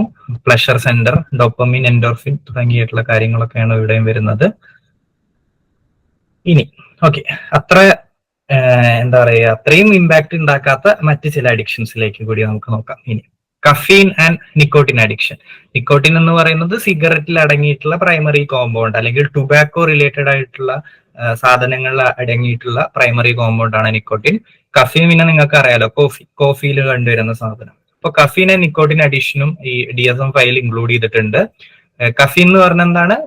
കോഫിയിൽ കണ്ടുവരുന്ന കെമിക്കൽ കോമ്പൗണ്ടിനെയാണ് നമ്മൾ കഫീൻ എന്ന് വിളിക്കുന്നത്. ഈ കഫീൻ ആൻഡ് നിക്കോട്ടിൻ ഇത് രണ്ടും, ആൽക്കഹോൾ അടക്കം, ആൽക്കഹോൾ, കഫീൻ, നിക്കോട്ടിൻ എന്നൊക്കെ പറയുന്നത് ഗവൺമെന്റ് ലീഗലൈസ് ആക്കിയിട്ടുള്ള കാര്യങ്ങളാണ് അല്ലെ. കോഫി കുടിക്കുന്നത് വലിയ കുഴപ്പമില്ല, ഒരു കൾച്ചറിലും അങ്ങനെ പ്രൊഹിബിറ്റ് ആയിട്ട് നിയമവിരുദ്ധമൊന്നല്ലല്ലോ. സിഗരറ്റ് വലിക്കുന്നതും ഒരു കൾച്ചേഴ്സിലും അങ്ങനെ നിയമവിരുദ്ധമൊന്നല്ല. ഈ അടുത്ത് എനിക്ക് തോന്നുന്നു സ്കാൻഡിനേവിയൻ രാജ്യത്തിൽ ഏതിലും ഒന്ന് കുട്ടികൾ അടുത്ത ജനറേഷൻ തൊട്ടിട്ട് ആർക്കും സിഗരറ്റ്സ് യൂസ് ചെയ്യാൻ പറ്റില്ല എന്നുള്ള എന്തോ ലോ ഇറക്കിയെന്ന് കറക്റ്റായിട്ട് ഓർമ്മയില്ല. നമ്മുടെ നാട്ടിലും അതെ, നിക്കോട്ടിൻ, ആൽക്കഹോൾ ആൻഡ് കഫീൻ ഒക്കെ ഏത് രീതിയിൽ വേണമെങ്കിലും യൂസ് ചെയ്യാം. ഓക്കെ, അപ്പോ ഈ കഫീൻ റിലേറ്റീവ്ലി സേഫ് ആണ്. ലൈക്ക് WHO റെക്കമെൻഡ് ചെയ്യുന്നത്, ഇപ്പൊ നിങ്ങൾ കോഫി കുടിക്കുന്ന ആളാണെങ്കിൽ 4 to 5 cups of coffee per day ഒക്കെ സേഫ് ആണെന്നാണ് WHO റെക്കമെൻഡ് ചെയ്യുന്നത്. 4 കപ്പോ 5 കപ്പോ ഒക്കെ ഒരു ദിവസം കുടിച്ചു വെച്ചിട്ട് ഇത്രയും എക്സ്ട്രീം ആയിട്ട് കുടിക്കുന്ന ആൾക്കാർക്ക് കുഴപ്പമില്ല. ഓക്കെ, പക്ഷേ ഈ വർക്കഹോളിക്സ് ആയിട്ടുള്ള ആൾക്കാരോ അല്ലെങ്കിൽ കണ്ടിന്യൂസ് വർക്ക് ചെയ്യുന്ന ആൾക്കാരൊക്കെ ഉറക്കം വരാതിരിക്കാനൊക്കെ ഇടയ്ക്ക് കോഫി ഇടയ്ക്കിടയ്ക്ക് കുടിക്കുന്ന ആൾക്കാരൊക്കെ ഉണ്ടായിരിക്കാം, റൈറ്റേഴ്സ്, എഴുത്തുകാരോ അങ്ങനെ എന്തെങ്കിലുമൊക്കെ. അപ്പൊ ഇങ്ങനെ കണ്ടിന്യൂസ്ലി നമ്മുടെ ശരീരത്തിലേക്ക് കഫീൻ ചെല്ലുമ്പോൾ, ഈ കോഫിയുടെ കണ്ടന്റ് ചെല്ലുമ്പോൾ അതൊരു എന്താ പറയുക, ഒരു സ്റ്റിമുലന്റ് ആണ് അല്ലെ. ഉറക്കം ഒക്കെ ഒഴിവാക്കുന്ന തരത്തിലുള്ള, ലൈക്ക് മെലറ്റോണിൻ തന്നെയല്ലേ, മെലറ്റോണിൻ എന്ന് പറഞ്ഞ സ്ലീപ്പ് ഹോർമോൺ ഒക്കെ പ്രൊഡ്യൂസ് ചെയ്യുന്നത് കുറയ്ക്കുന്ന തരത്തിലുള്ള എഫക്റ്റ് ആണ് ഈ കഫീനിൽ വരുന്നത്. അപ്പൊ നമ്മുടെ എനർജി ഇങ്ങനെ ഉണർത്തുന്ന തരത്തിലുള്ള ഒരു ഫീലിംഗ് ആണ് ഈ കഫീൻ ശരീരത്തിലേക്ക് ചെല്ലുമ്പോൾ. ചെറിയ രീതിയിലുള്ള സ്റ്റിമുലേഷൻ അത് ഉള്ളിലേക്ക് ചെല്ലുമ്പോൾ നമുക്ക് കിട്ടും, ഒരു എനർജി കിട്ടും. ഓക്കെ, അപ്പൊ അതുകൊണ്ട് ഇത് കണ്ടിന്യൂസ് ആയിട്ട് യൂസ് ചെയ്യുന്ന ആൾക്കാരുണ്ട്. ഒരു ദിവസം 10 കോഫി ഒക്കെ കുടിക്കുന്ന ആൾക്കാരുണ്ടായിരിക്കും ചിലപ്പോൾ. അപ്പൊ ഇത്തരത്തിലുള്ള ആൾക്കാരിലാണ് ഈ കഫീൻ അഡിക്ഷന്റെ സിംറ്റംസ് കണ്ടുവരാറുള്ളത്. പ്രധാന വിഡ്രോവൽ സിംറ്റം എന്ന് പറയുന്നത് ഹെഡേക്ക് ആണ്. അതായത് കോഫി കുടിക്കാത്ത അവസ്ഥയിൽ അമിതമായ തലവേദന ഇവർക്ക് വരും. ഒരിക്കലും എന്താ പറയുക, മരുന്ന് കഴിച്ചാലോ അങ്ങനെയൊന്നും പോവാത്ത തരത്തിൽ തലവേദന വരും. ലൈക്ക് ഈ കഫീൻ വെച്ചിട്ട് സ്റ്റിമുലേഷൻസ് ബ്രെയിനിന് യൂസ്ഫുൾ ആയി അല്ലെങ്കിൽ അതിനോട് ബ്രെയിൻ പൊരുത്തപ്പെട്ടിട്ട് ഈ കഫീൻ കിട്ടാത്ത ഒരവസ്ഥയിൽ ഭയങ്കര തലവേദന വരും. പിന്നെ അവർക്ക് ഈ കാപ്പി കുടിച്ചാലേ തലവേദന പോകുള്ളൂ എന്നുള്ള ഒരവസ്ഥ. അതാണ് പ്രധാനമായിട്ട് കണ്ടുവരുന്ന വിഡ്രോവൽ സിംറ്റം. ഇത് അത്ര സീരിയസ് ഒന്നും അല്ല. ലൈക്ക് നമ്മൾ നേരത്തെ പറഞ്ഞ പോലെ ഇറിവേഴ്സിബിൾ ബ്രെയിൻ ഡാമേജ് ഒന്നും ഉണ്ടാക്കുന്നില്ല. ഈ കഫീൻ കൺട്രോളിൽ വരുത്തുകയാണെങ്കിൽ ഈസിലി നമുക്ക് ട്രീറ്റ് ചെയ്യാവുന്നതേ ഉള്ളൂ. ഓക്കെ, ഇനി വളരെ റയർ ആയിട്ട് കണ്ടുവരുന്ന കുറച്ച് വിഡ്രോവൽ സിംറ്റംസ് ആണ് റെസ്റ്റ്ലെസ്നെസ്. ഒരിക്കലും നേരത്തെ പറഞ്ഞ പോലെ ഈ കോഫി കുടിക്കാതിരിക്കുമ്പോൾ അവർക്ക് ഒരു സ്ഥലത്ത് ഒതുങ്ങിയിരിക്കാൻ പറ്റില്ല. ആങ്സൈറ്റി ഇൻഡ്യൂസിങ് ഫീൽ ആയിരിക്കും എപ്പോഴും ഉള്ളിൽ ഇങ്ങനെ ഉണ്ടായിരിക്കും. എപ്പോഴും എന്തോ ഒരു ചെറിയൊരു ടെൻഷനൊക്കെ അവർക്ക് ഇങ്ങനെ തോന്നിക്കൊണ്ടേയിരിക്കും. അപ്പോൾ എന്തെങ്കിലുമൊക്കെ ഇങ്ങനെ എപ്പോഴും ഇങ്ങനെ എന്തെങ്കിലുമൊക്കെ പ്രവർത്തിച്ചുകൊണ്ടേയിരിക്കണം, അല്ലെങ്കിൽ ഒരു സുഖമായിട്ട് ശാന്തമായിട്ട് ഇരിക്കാൻ പറ്റാത്തൊരവസ്ഥ അത് ചില ആൾക്കാരിൽ കണ്ടുവരാറുണ്ട്. റെസ്റ്റ്ലെസ്നെസ്, നെർവസ്നെസ്, എക്സൈറ്റ്മെന്റ് അല്ലെ. ഈ മറ്റേ കോഫി കുടിക്കാത്ത സമയത്ത് എക്സൈറ്റ്മെന്റ് കാണിക്കുന്ന ആൾക്കാർ, നമ്മൾ ഈ ബൈപ്പോളർ ഡിസോർഡറിലൊക്കെ പറയില്ലേ, മാനിയ വരുമ്പോൾ എക്സൈറ്റ്മെന്റ് കാണിക്കുന്ന ആൾക്കാർ എന്ന് പറയുന്ന പോലെ നോർമൽ ആയിട്ട് ഇവർക്ക് കോഫി കുടിക്കണം. കോഫി കുടിക്കാത്ത സമയത്ത് ഇവർക്ക് ഇമോഷണലി എക്സൈറ്റഡ് ആവാനൊക്കെ സാധ്യതയുണ്ട്. പിന്നെ ഇൻസോമിനിയ അറിയാലോ. ലൈക്ക് കോഫി രാത്രി ഒന്നും കുടിക്കരുത് എന്ന് പറയാറുള്ളതിന്റെ കാരണം ഈ ഉറക്കമായിട്ട് റിലേറ്റ് ചെയ്തിട്ടുള്ള കോമ്പൗണ്ടുകളായിട്ട് കോഫി ഇന്ററാക്ട് ചെയ്യും. അതിന്റെ റിസപ്റ്റേഴ്സിൽ കോഫി കയറി കിടക്കും അല്ലെങ്കിൽ കഫീൻ കയറി കിടക്കും. അപ്പൊ നിങ്ങൾക്ക് ഉറക്കം വരില്ല. സോ ഈ ഉറക്കം വരാത്തൊരവസ്ഥയിലേക്ക് നിങ്ങൾ ചെല്ലാം. ഇൻസോമിനിയ എന്ന് പറഞ്ഞാൽ സ്ലീപ്പ് ഡിസീസ് ആണ്, ഉറക്കം കിട്ടാത്തൊരവസ്ഥ. അതിലേക്ക് നിങ്ങൾ ചെല്ലാം. അധികം ഇൻസോമിനിയാസും ട്രീറ്റബിൾ ആണ്. ലൈക്ക് ഈ കോഫിയുടെ റിസൾട്ട് ആയിട്ടുള്ള ഇൻസോമിനിയ ഒക്കെ ആണെങ്കിൽ ഈ കോഫി കുടിക്കുന്നത് നിർത്തിക്കഴിഞ്ഞാൽ അല്ലെങ്കിൽ കൺട്രോളിൽ വരുത്തി കഴിഞ്ഞാൽ ആ ഇൻസോമിനിയ പൊക്കോളും. വളരെ റയർ കേസസിലായി ഒരിക്കലും ഉറങ്ങാൻ പറ്റാത്ത അവസ്ഥയിലേക്കൊക്കെ എത്തുള്ളൂ. ചില കേസസിലൊക്കെ മരണമൊക്കെ റിപ്പോർട്ട് ചെയ്തിട്ടുണ്ട്. അതേപോലെ എത്രയോ ദിവസം ഉറങ്ങാതിരുന്ന നിങ്ങൾ മരിച്ചു പോകും. അപ്പൊ ആ രീതിയിൽ കോഫി കുടിച്ചത് കൊണ്ടല്ല, മറ്റ് കേസസ് കാരണം ഇൻസോമിനിയ കാരണം മരിക്കുന്ന ആൾക്കാരൊക്കെ ഉണ്ട്. ഓക്കെ, പിന്നെ മസിൽ ട്വിച്ചിങ്. കോഫി കുടിക്കാത്തത് കൊണ്ട് ശരീരം റിയാക്ട് ചെയ്യാം. ഓക്കെ, നേരത്തെ പറഞ്ഞതുപോലത്തെ ചില ആൾക്കാർക്ക് വയറുവേദന ഒക്കെ ഫീൽ ചെയ്യാം, അല്ലെങ്കിൽ ഈ പുരികത്തിന്റെ മുകളിൽ ഇങ്ങനെ ടിച്ച് ചെയ്യില്ലേ, ലൈക്ക് ഈ കൺപീലി അല്ലെങ്കിൽ കൺപോള അവിടെയൊക്കെ ഇങ്ങനെ ഇങ്ങനെ പൾസ് ഇങ്ങനെ വരുന്ന പോലത്തെ ഒരു ഫീല് ചില ആൾക്കാർക്ക് വരാം. ആൻഡ് ഗാസ്ട്രോ ഇൻഡസ്ട്രിയൽ കംപ്ലൈൻറ്റ്സ്, ഉദര സംബന്ധമായിട്ടുള്ള രോഗങ്ങളിലെ ഈ ഈ കോഫി ശരീരത്തിലേക്ക് അല്ലെങ്കിൽ കഫീൻ കണ്ടന്റ് ശരീരത്തിലേക്ക് കയറുന്നത് കൊണ്ട് ഡൈജഷനെയൊക്കെ ബാധിച്ചിട്ട് അത് റിലേറ്റഡ് ആയിട്ടുള്ള എന്തെങ്കിലും കംപ്ലൈൻറ്റ്സ് സിംറ്റംസ് ഒക്കെ ചില ആൾക്കാർക്ക് കണ്ടുവരാറുണ്ട്. ഓക്കെ, അപ്പൊ അതാണ് കഫീൻ അഡിക്ഷന്റെ പ്രത്യേകത.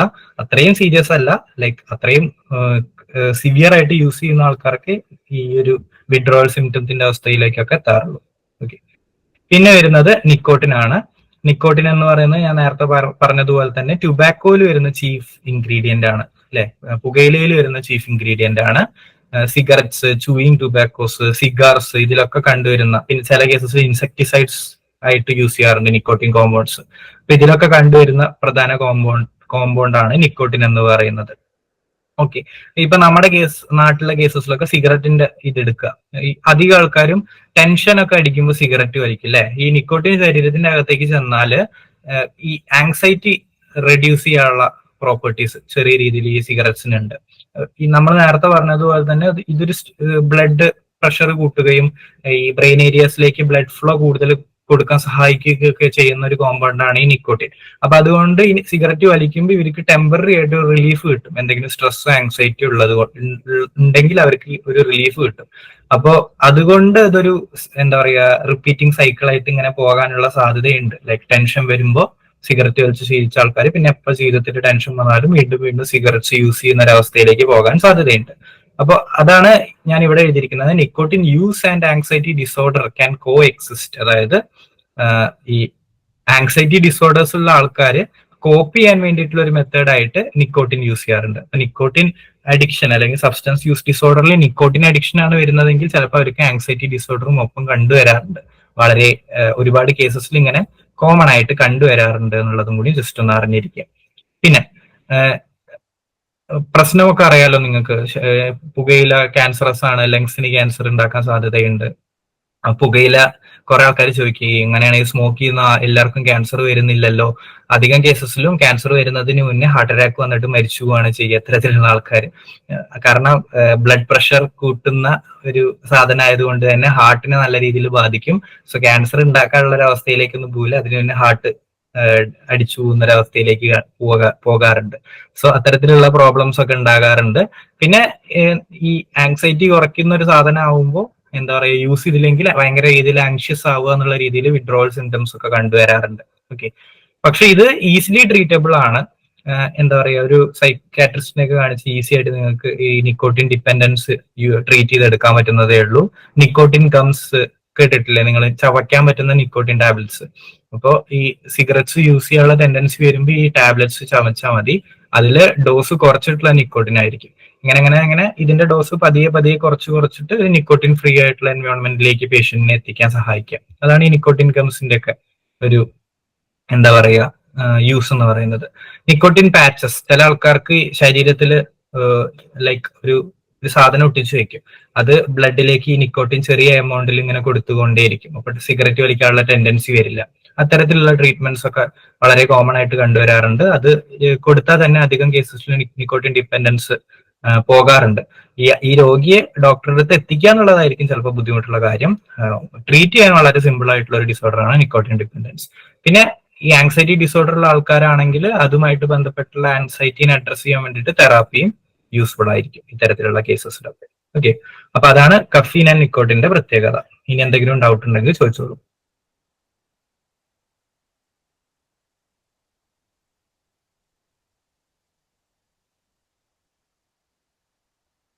ഓക്കെ, ക്ലിയർ ആണെന്ന് വിശ്വസിക്കുന്നു.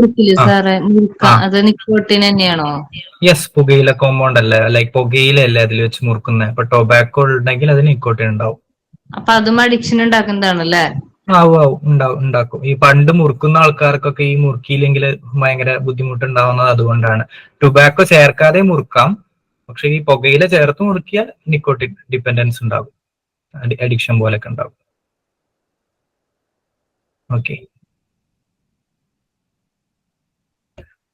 ഓക്കെ, അപ്പൊ വേറെ ഡൗട്ട്സ് ഒന്നും ഇല്ലെങ്കിൽ നമുക്ക് അടുത്ത ഡ്രഗിലേക്ക് കടക്കാം. കഞ്ചാവ്, മരിജുവാന അല്ലെ, അതായത് നമ്മുടെ നമ്മുടെ ഇന്ത്യൻ കൾച്ചറായിട്ട് ഭയങ്കര റിലേറ്റ് ചെയ്തിട്ടുള്ള ഒരു ഡ്രഗാണ് കഞ്ചാവ്. നോർത്ത് ഇന്ത്യയിലൊക്കെ ചെല്ലുകയാണെങ്കിൽ, ഞാൻ സെൻട്രൽ യൂണിവേഴ്സിറ്റി ഓഫ് പഞ്ചാബിലാണ് പഠിച്ചിട്ടുണ്ടായിരുന്നത്. അപ്പൊ എന്റെ യൂണിവേഴ്സിറ്റിയുടെ ഉള്ളിൽ കഞ്ചാവ് ചെടി ഫ്രീ ആയിട്ട് ഇങ്ങനെ വളരുന്നുണ്ട്. നമ്മുടെ നാട്ടിലൊക്കെ ആണെങ്കിൽ പിടിച്ച് അറസ്റ്റ് ചെയ്തിരുന്നു. യൂണിവേഴ്സിറ്റിയുടെ ഉള്ളിൽ തന്നെ കഞ്ചാവ് ചെടി വളരെയാണ്. പക്ഷെ ഈ കഞ്ചാവ് എന്ന് പറയുന്നത് ഈ കനാബസ് സറ്റൈവ എന്ന് പറയുന്ന ഒരു ചെടിയുടെ ഇലയിൽ നിന്ന് ഉണ്ടാക്കുന്ന സാധനമാണ് കഞ്ചാവ് എന്ന് പറയുന്നത്. ഈ ചെടി തന്നെ 2 ജെൻഡർ ഉണ്ട്. ഓക്കെ, ജെൻഡർ എന്ന് വിളിക്കാൻ പറ്റില്ല, 2 സെക്സ് ഉണ്ട്. ഓക്കെ, നമ്മളിപ്പോ ജെൻഡർ ഇതൊക്കെ പഠിച്ച സ്ഥിതിക്ക് 2 സെക്സ് ഉണ്ട്, ഫീമെയിൽ ആൻഡ് മെയിൽ ഉണ്ട്. അപ്പോ ഈ ഫീമെയിലിൽ നിന്നാണ് സ്മോക്ക് ചെയ്യാൻ പറ്റുന്ന കഞ്ചാവ് ഉണ്ടാക്കുന്നത്. മെയില് ഈ ബാങ്ക് എന്നൊക്കെ പറഞ്ഞിട്ട് അവിടെ കുടിക്കാൻ കൊടുക്കുന്ന ഒരു ഡ്രിങ്ക് ഉണ്ട്, അതിന് വേണ്ടിയിട്ട് യൂസ് ചെയ്യുന്നതാണ് മെയിൽ ചെടിയുടെ ഇലകളൊക്കെ.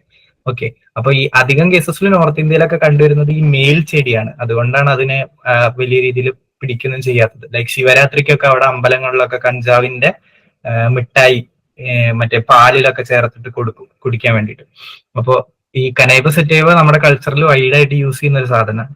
ഓക്കെ, ഇനി ഇത് കഴിക്കുമ്പോ എന്താ ഉണ്ടാവുന്നത്? നമ്മൾ പറഞ്ഞ ആ യൂഫോറിയ അല്ലേ, നേരത്തെ ഡ്രഗ്സിലൊക്കെ ഡിസ്കസ് ചെയ്തിട്ടുള്ള യൂഫോറിയ തന്നെയാണ് ഇവിടെയും വരുന്നത്. മൈൽഡ് യൂഫോറിയ, വലിയ രീതിയിൽ നിങ്ങൾക്ക് പ്ലഷർ, സന്തോഷം തോന്നില്ല കഞ്ചാവ് യൂസ് ചെയ്യുമ്പോൾ, പക്ഷെ വേറെ കുറച്ച് സാധനങ്ങൾ തോന്നും.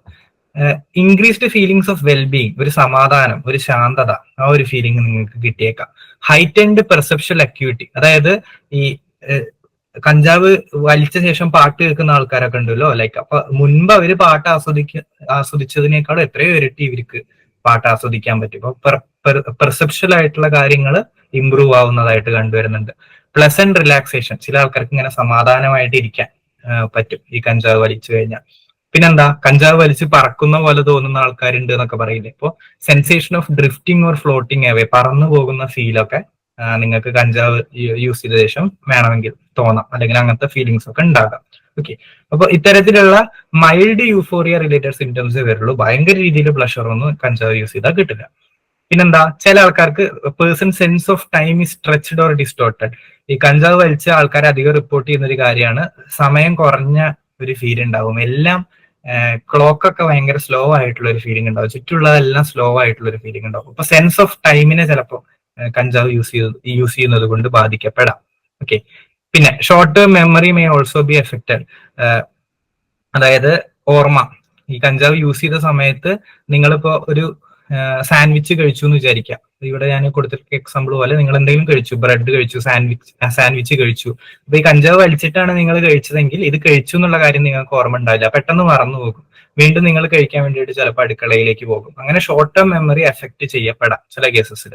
ഓക്കെ, പിന്നെ സെക്ഷൽ ഇന്റർകോഴ്സ് ഒക്കെ, അതായത് സെക്ഷൽ ആക്ടിവിറ്റീസിലൊക്കെ ഏർപ്പെടുന്നതിന് മുന്നേ ഈ കഞ്ചാവ് യൂസ് ചെയ്യുന്ന ആൾക്കാരുണ്ട്. ഞാൻ നേരത്തെ പറഞ്ഞ പോലെ പെർസെപ്ഷൻ അക്യൂറ്റി, നമ്മൾ പാട്ട് കേൾക്കുമ്പോൾ അത് ഇന്റൻസിഫൈ ആയി തോന്നുന്നത് പോലെ തന്നെ സെക്ഷൽ ആക്ടിവിറ്റിയുടെ ഫീലിങ്സ് ഇന്റൻസിഫൈ ചെയ്യാൻ വേണ്ടിയിട്ട് ചില ആൾക്കാർ കഞ്ചാവ് യൂസ് ചെയ്യാറുണ്ട്.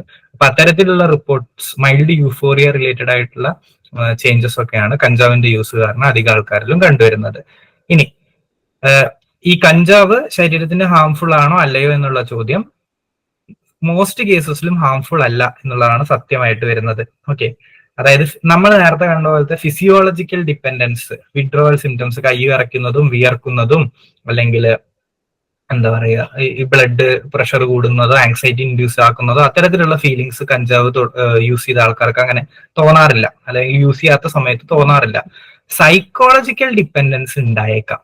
ലൈക്ക് ഈ ഫീലിങ്സ് ഒക്കെ ഇല്ലേ, മൈൽഡ് യൂഫോറിയ ഫീലിങ്സ് ഒക്കെ ഇല്ലേ, ഇതൊക്കെ ഒരു എന്താ പറയുക ഭയങ്കര റിലാക്സിങ് ആയിട്ടുള്ള ഒരു അനുഭവം ആയതുകൊണ്ട് പിന്നീട് ആ ഒരു അവസ്ഥയിൽ ജീവിക്കാൻ വേണ്ടിയിട്ടായിരിക്കും അവർ പ്രിഫർ ചെയ്യുന്നത്. അപ്പൊ ആ ഒരു അവസ്ഥയിലേക്ക് വീണ്ടും വീണ്ടും പോവാൻ വേണ്ടിയിട്ട് സൈക്കോളജിക്കലി ഒരു ഡിപ്പെൻഡൻസ് ഉണ്ട്. അത് കാരണം കഞ്ചാവ് ഇങ്ങനെ യൂസ് ചെയ്യുന്ന ആൾക്കാരുണ്ട്. ഓക്കെ, സോ ഫിസിക്കലായിട്ടുള്ള വിഡ്രോവൽ സിംറ്റംസ് കുറവാണ്, സൈക്കോളജിക്കലി ഒരു അഡിക്ഷൻ, അത് വീണ്ടും വീണ്ടും യൂസ് ചെയ്യാനുള്ള ഒരു ക്രേവിങ് അത് തോന്നാൻ സാധ്യതയുണ്ട്. പക്ഷെ ശരീരത്തിന് അതിന്റെ സിംറ്റംസ് ഒക്കെ കാണിച്ചു കൊള്ളണമെന്നില്ല. ഓക്കെ, അത് ജസ്റ്റ് ഒന്ന് നോട്ട് ചെയ്യുക. പിന്നെ ഞാൻ പറഞ്ഞതുപോലെ തന്നെ ഈ കഞ്ചാവ് ഇപ്പോ ചില അമേരിക്കൻ സ്റ്റേറ്റ്സിലും ചില രാജ്യങ്ങളിലൊക്കെ ലീഗലൈസ്ഡ് ആണ്. കഞ്ചാവ് കൃഷിയും കഞ്ചാവിൽ നിന്നുണ്ടാക്കുന്ന കോമ്പൗണ്ട്സ് ഒക്കെ അവിടെ ലീഗലൈസ് ചെയ്തിട്ട് കൊടുക്കുന്നുണ്ട് ഈ ഒരു കാഴ്ചപ്പാടിന്റെ അടിസ്ഥാനത്തിൽ. അതായത് വലിയ പ്രശ്നങ്ങൾ, സിവിയർ ആയിട്ടുള്ള ഫിസിക്കൽ പ്രശ്നങ്ങൾ ഉണ്ടാക്കുന്നില്ല എന്നുള്ളതിന്റെ അടിസ്ഥാനത്തിൽ കൊടുക്കാറുണ്ട്. ഈ അടുത്ത് ഞാനൊരു റിസർച്ച് വായിച്ചു, സിഗരറ്റ്സ് വലിക്കുമ്പോൾ എങ്ങനെയാണോ ക്യാൻസർ ഉണ്ടാകാൻ സാധ്യതയുള്ളത്, അതേപോലത്തെ കാർസിനോജനിക് ക്യാൻസർ റിലേറ്റഡ് കോമ്പൗണ്ട്സ് കഞ്ചാവ് വലിക്കുമ്പോഴും ഉണ്ടാകാൻ സാധ്യതയുണ്ട്, ക്യാൻസർ ഉണ്ടാകാൻ സാധ്യതയുണ്ട് എന്ന് പറഞ്ഞിട്ടുള്ള റിസർച്ച് ഞാൻ അടുത്ത് വായിച്ചു. പിന്നെ കുറച്ച് ഇപ്പോഴത്തെ സ്റ്റഡീസ് ഒക്കെ പറയുന്നത് സൈക്കോട്ടിക് സിംറ്റംസ് ഉണ്ടാക്കാനുള്ള സാധ്യതയുണ്ട് ഫ്യൂച്ചറിൽ. ലൈക്ക് ഇത് യൂസ് ചെയ്യുന്ന ആൾക്കാർക്ക് റിയാലിറ്റി ആയിട്ട് ടച്ച് വിട്ടുപോകാൻ സാധ്യതയുണ്ട്, ഹാലുസിനേഷൻ ഡിലൂഷൻസ് ഒക്കെ കൂടുതൽ വരാൻ സാധ്യതയുണ്ട് എന്നുള്ള തരത്തിലുള്ള റിസർച്ചും വായിച്ചിട്ടുണ്ട്. അപ്പൊ ചില പ്രശ്നങ്ങളൊക്കെ ഇപ്പൊ ആൾക്കാർ ഇങ്ങനെ നോട്ടീസ് ചെയ്യുന്നുണ്ട്. ഈ ഒരു സൈക്കോളജിക്കൽ ആയിട്ടുള്ള ഡിപ്പെൻഡൻസ് അല്ലാതെ മറ്റു ചില രോഗങ്ങൾ അല്ലെങ്കിൽ മറ്റു ചില അവസ്ഥകൾ കൂടി ഇതിന്റെ ഒപ്പം വരുന്നുണ്ട് എന്ന് ഇപ്പോഴത്തെ റിസർച്ചസ് ഒക്കെ പറയുന്നുണ്ട്. അതുകൊണ്ട് മരിജുവാന എല്ലാ രാജ്യങ്ങളിലും ലീഗലൈസ് ആക്കുന്നതിന് മുമ്പ് ഇനിയും ഒരുപാട് പഠനങ്ങൾ നടത്തണം എന്നാണ് അധികം ആൾക്കാർ റെക്കമെൻഡ് ചെയ്യാറ്. സോ മെമ്മറീനെ എഫക്ട് ചെയ്യുക, അതേപോലെ ഓർമ്മശക്തി കുറയുക. ഈ സ്ഥിരമായിട്ട് കഞ്ചാവ് ഉപയോഗിക്കുന്ന ആൾക്കാർക്ക് പെർമനന്റ്ലി ഓർമ്മശക്തി കുറഞ്ഞു വരുന്ന അവസ്ഥയിലേക്കൊക്കെ പോയിട്ടുണ്ട്. അപ്പോ ബാക്കിയുള്ള ഡ്രഗ്സിന്റെ അത്ര സീരിയസ് ആയിട്ടുള്ള ഫിസിക്കൽ വിഡ്രോവൽ സിംറ്റംസ് ഇല്ലെങ്കിൽ പോലും ഇങ്ങനത്തെ ചെറിയ ചെറിയ ഇഷ്യൂസ് ഈ ഒരു ഡ്രഗ് കണ്ടിന്യൂസ് ആയിട്ട് അല്ലെങ്കിൽ കഞ്ചാവ് കണ്ടിന്യൂസ് ആയിട്ട് യൂസ് ചെയ്യുന്ന ആൾക്കാരിൽ റിപ്പോർട്ട് ചെയ്തു വരുന്നുണ്ട് എന്നുള്ളതും കൂടി ജസ്റ്റ് ഒന്ന് ഓർത്ത് വയ്ക്കാം. സോ അതാണ് മരിജുവാനയുടെ പ്രത്യേകത. ഓക്കെ, ഇനി എന്തെങ്കിലും ഡൗട്ട് ഉണ്ടെങ്കിൽ ചോദിച്ചോളൂ.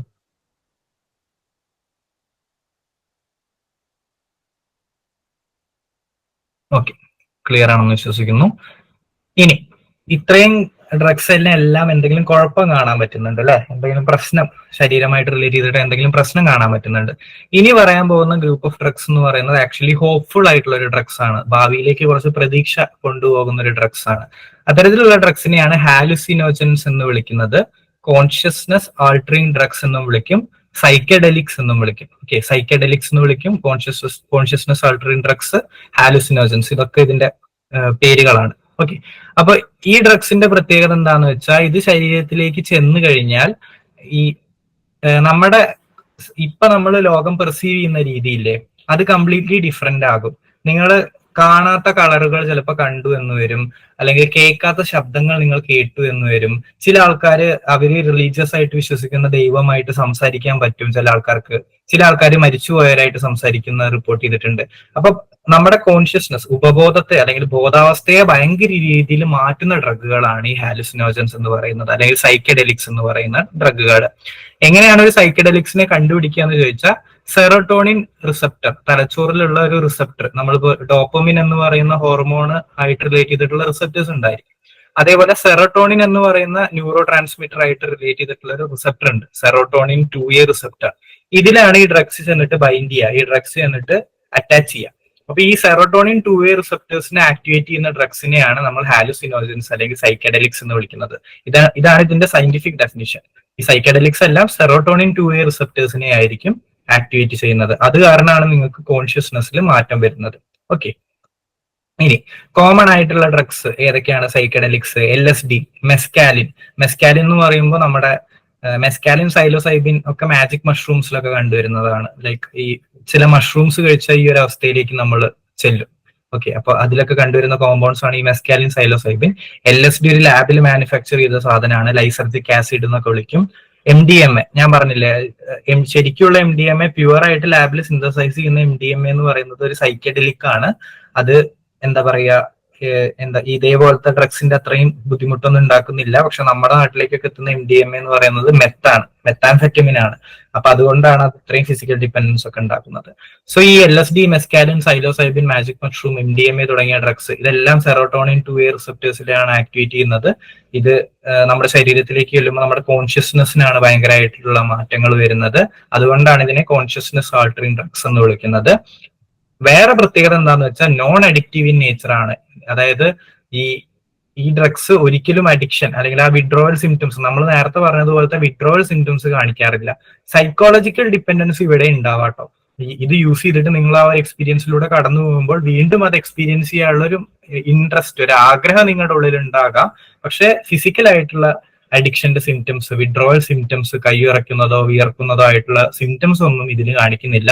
So it's generally non addictive എന്നാണ് നമ്മൾ ഈ ഡ്രഗ്സിനെ വിളിക്കുക, സൈക്കഡെലിക്സിനെ വിളിക്കുക. ഈ LSD കണ്ടുപിടിച്ച ആൽബർട്ട് ഹോഫ്മാൻ എന്ന് പറയുന്ന ശാസ്ത്രജ്ഞൻ, അദ്ദേഹം ലാബിൽ ഇത് മാനുഫാക്ചർ ചെയ്തപ്പോൾ അറിയാതെ കണ്ണോ എന്തോ തുടച്ചപ്പോ ശരീരത്തിനകത്തേക്ക് കയറി ഇതിന്റെ ഇഫക്ട്സ് അദ്ദേഹം ഇങ്ങനെ എക്സ്പീരിയൻസ് ചെയ്യണം. അതിനുശേഷമാണ് ഇത് പോപ്പുലർ ആയത്. ഈ സൈക്കഡെലിക്സ് ഡ്രഗ്സുകളെല്ലാം ഭയങ്കര രീതിയിൽ പോപ്പുലർ ആയത്. പിന്നെ അമേരിക്കയിൽ ലൈക്ക് മൂവി സ്റ്റാർസ്, പാട്ടുകാര്, എഴുത്തുകാര്, ആൽഡക്സ് ഹക്സ്ലി എന്ന് പറഞ്ഞൊരു റൈറ്റർ ഒക്കെ ഉണ്ട്, ബ്രേവ് ന്യൂ വേൾഡ് ഒക്കെ എഴുതിയത്.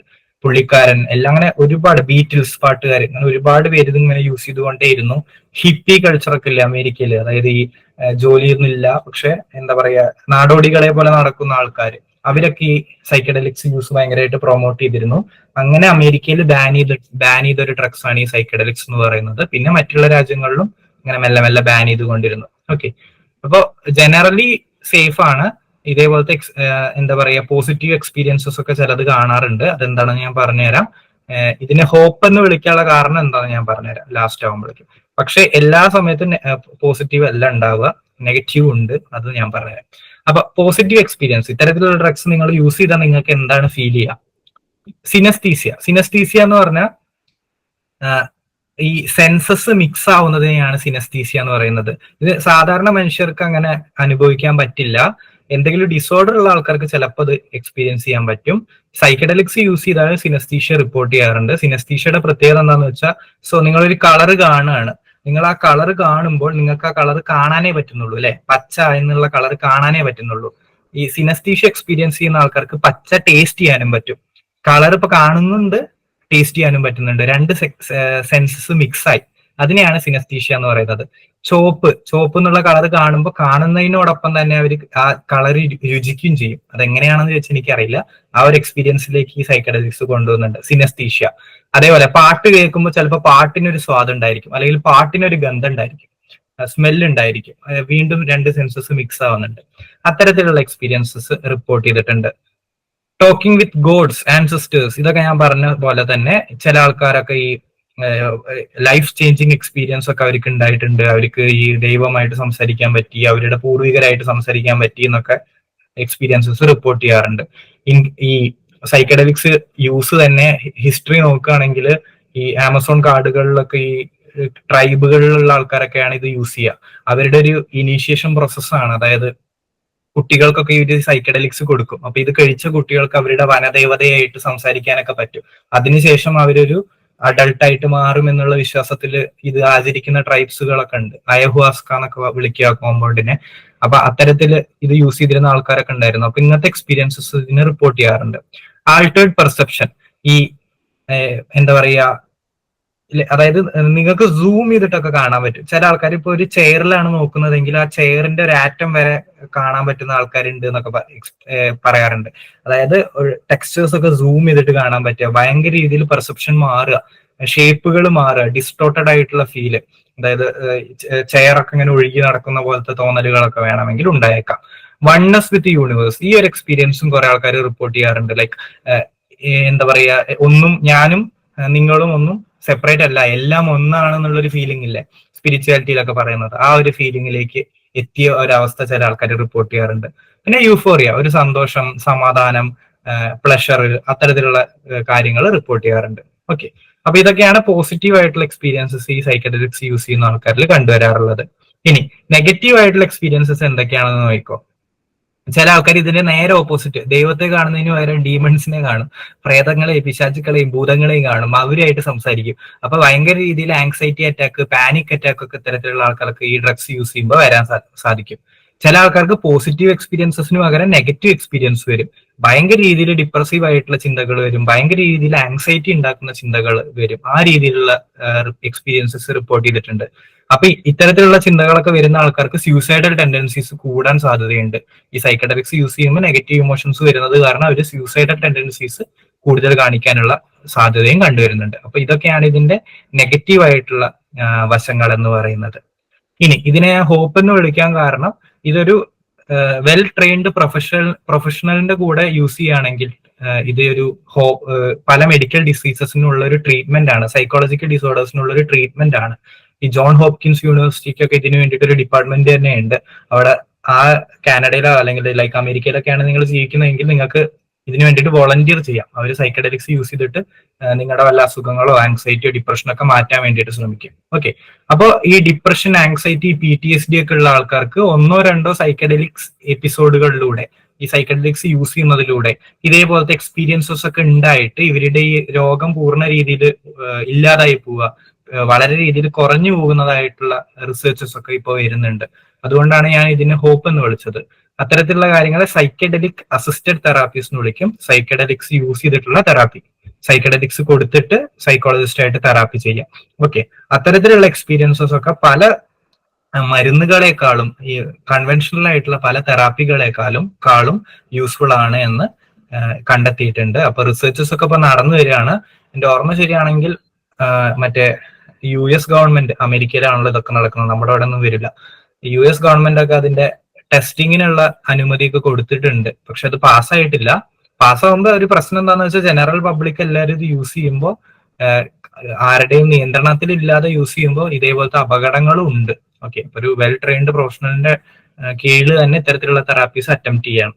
ഓക്കെ, ഇതിനെക്കുറിച്ച് കൂടുതൽ അറിയണമെങ്കിൽ യൂട്യൂബിൽ ഒരു വീഡിയോ ഉണ്ട്, വേൾഡ് സയൻസ് ഫെസ്റ്റിവൽ എന്ന് പറഞ്ഞ ഒരു യൂട്യൂബ് ചാനലിൽ ഇതിനെക്കുറിച്ച് നടത്തിയിട്ടുള്ള ഒരു സയന്റിസ്റ്റുകൾ തമ്മിൽ നടത്തുന്ന ഒരു ഡിസ്കഷന്റെ വീഡിയോ ഉണ്ട്. ഒരു 1.5 hours ഒക്കെ ഉണ്ടായിരിക്കും. അതിൽ നോക്കിയാൽ മതി. അപ്പൊ ഇതിൽ ഒരുപാട് പ്രതീക്ഷയുള്ള ഒരു കാര്യമാണ് ഈ ഹാലുസിനോജൻസ് അല്ലെങ്കിൽ സൈക്കഡലിക്സ് ഡ്രഗ്സ് എന്ന് പറയുന്നത്. ഇപ്പോൾ കൂടുതൽ ഗവേഷണങ്ങൾ നമുക്ക് ആവശ്യമാണ്.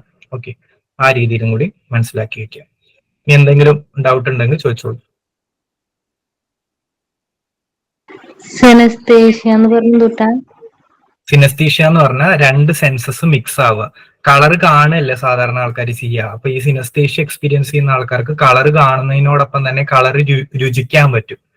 ഓക്കെ, ഒരു പാട്ട് കേൾക്കുന്നതോടൊപ്പം തന്നെ ആ പാട്ടിന് ഒരു സ്മെല്ല് ഫീൽ ചെയ്യും ഇവര്. അങ്ങനെ മൾട്ടിപ്പിൾ സെൻസസ് ഒരേ സമയം വർക്ക് ചെയ്യുക. അതാണ് സിനസ്തേഷ്യ. ക്ലിയർ ആയോ? ക്ലിയർ ആണ്.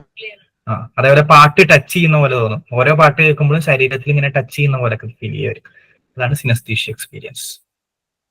വേറെ എന്തെങ്കിലും ഡൗട്ട്? ഓക്കെ, അപ്പോ ഇത്രയാണ് നമ്മൾ മെയിൻ ആയിട്ട് ഡ്രഗ്സ് അല്ലെങ്കിൽ സബ്സ്റ്റൻസ് യൂസ് കാരണം ഉണ്ടാവുന്ന അഡിക്ഷൻസും ബാക്കിയുള്ള സബ്സ്റ്റൻസ് യൂസ് കാരണം വരുന്ന ഡിസോർഡേഴ്സ് ഒക്കെ.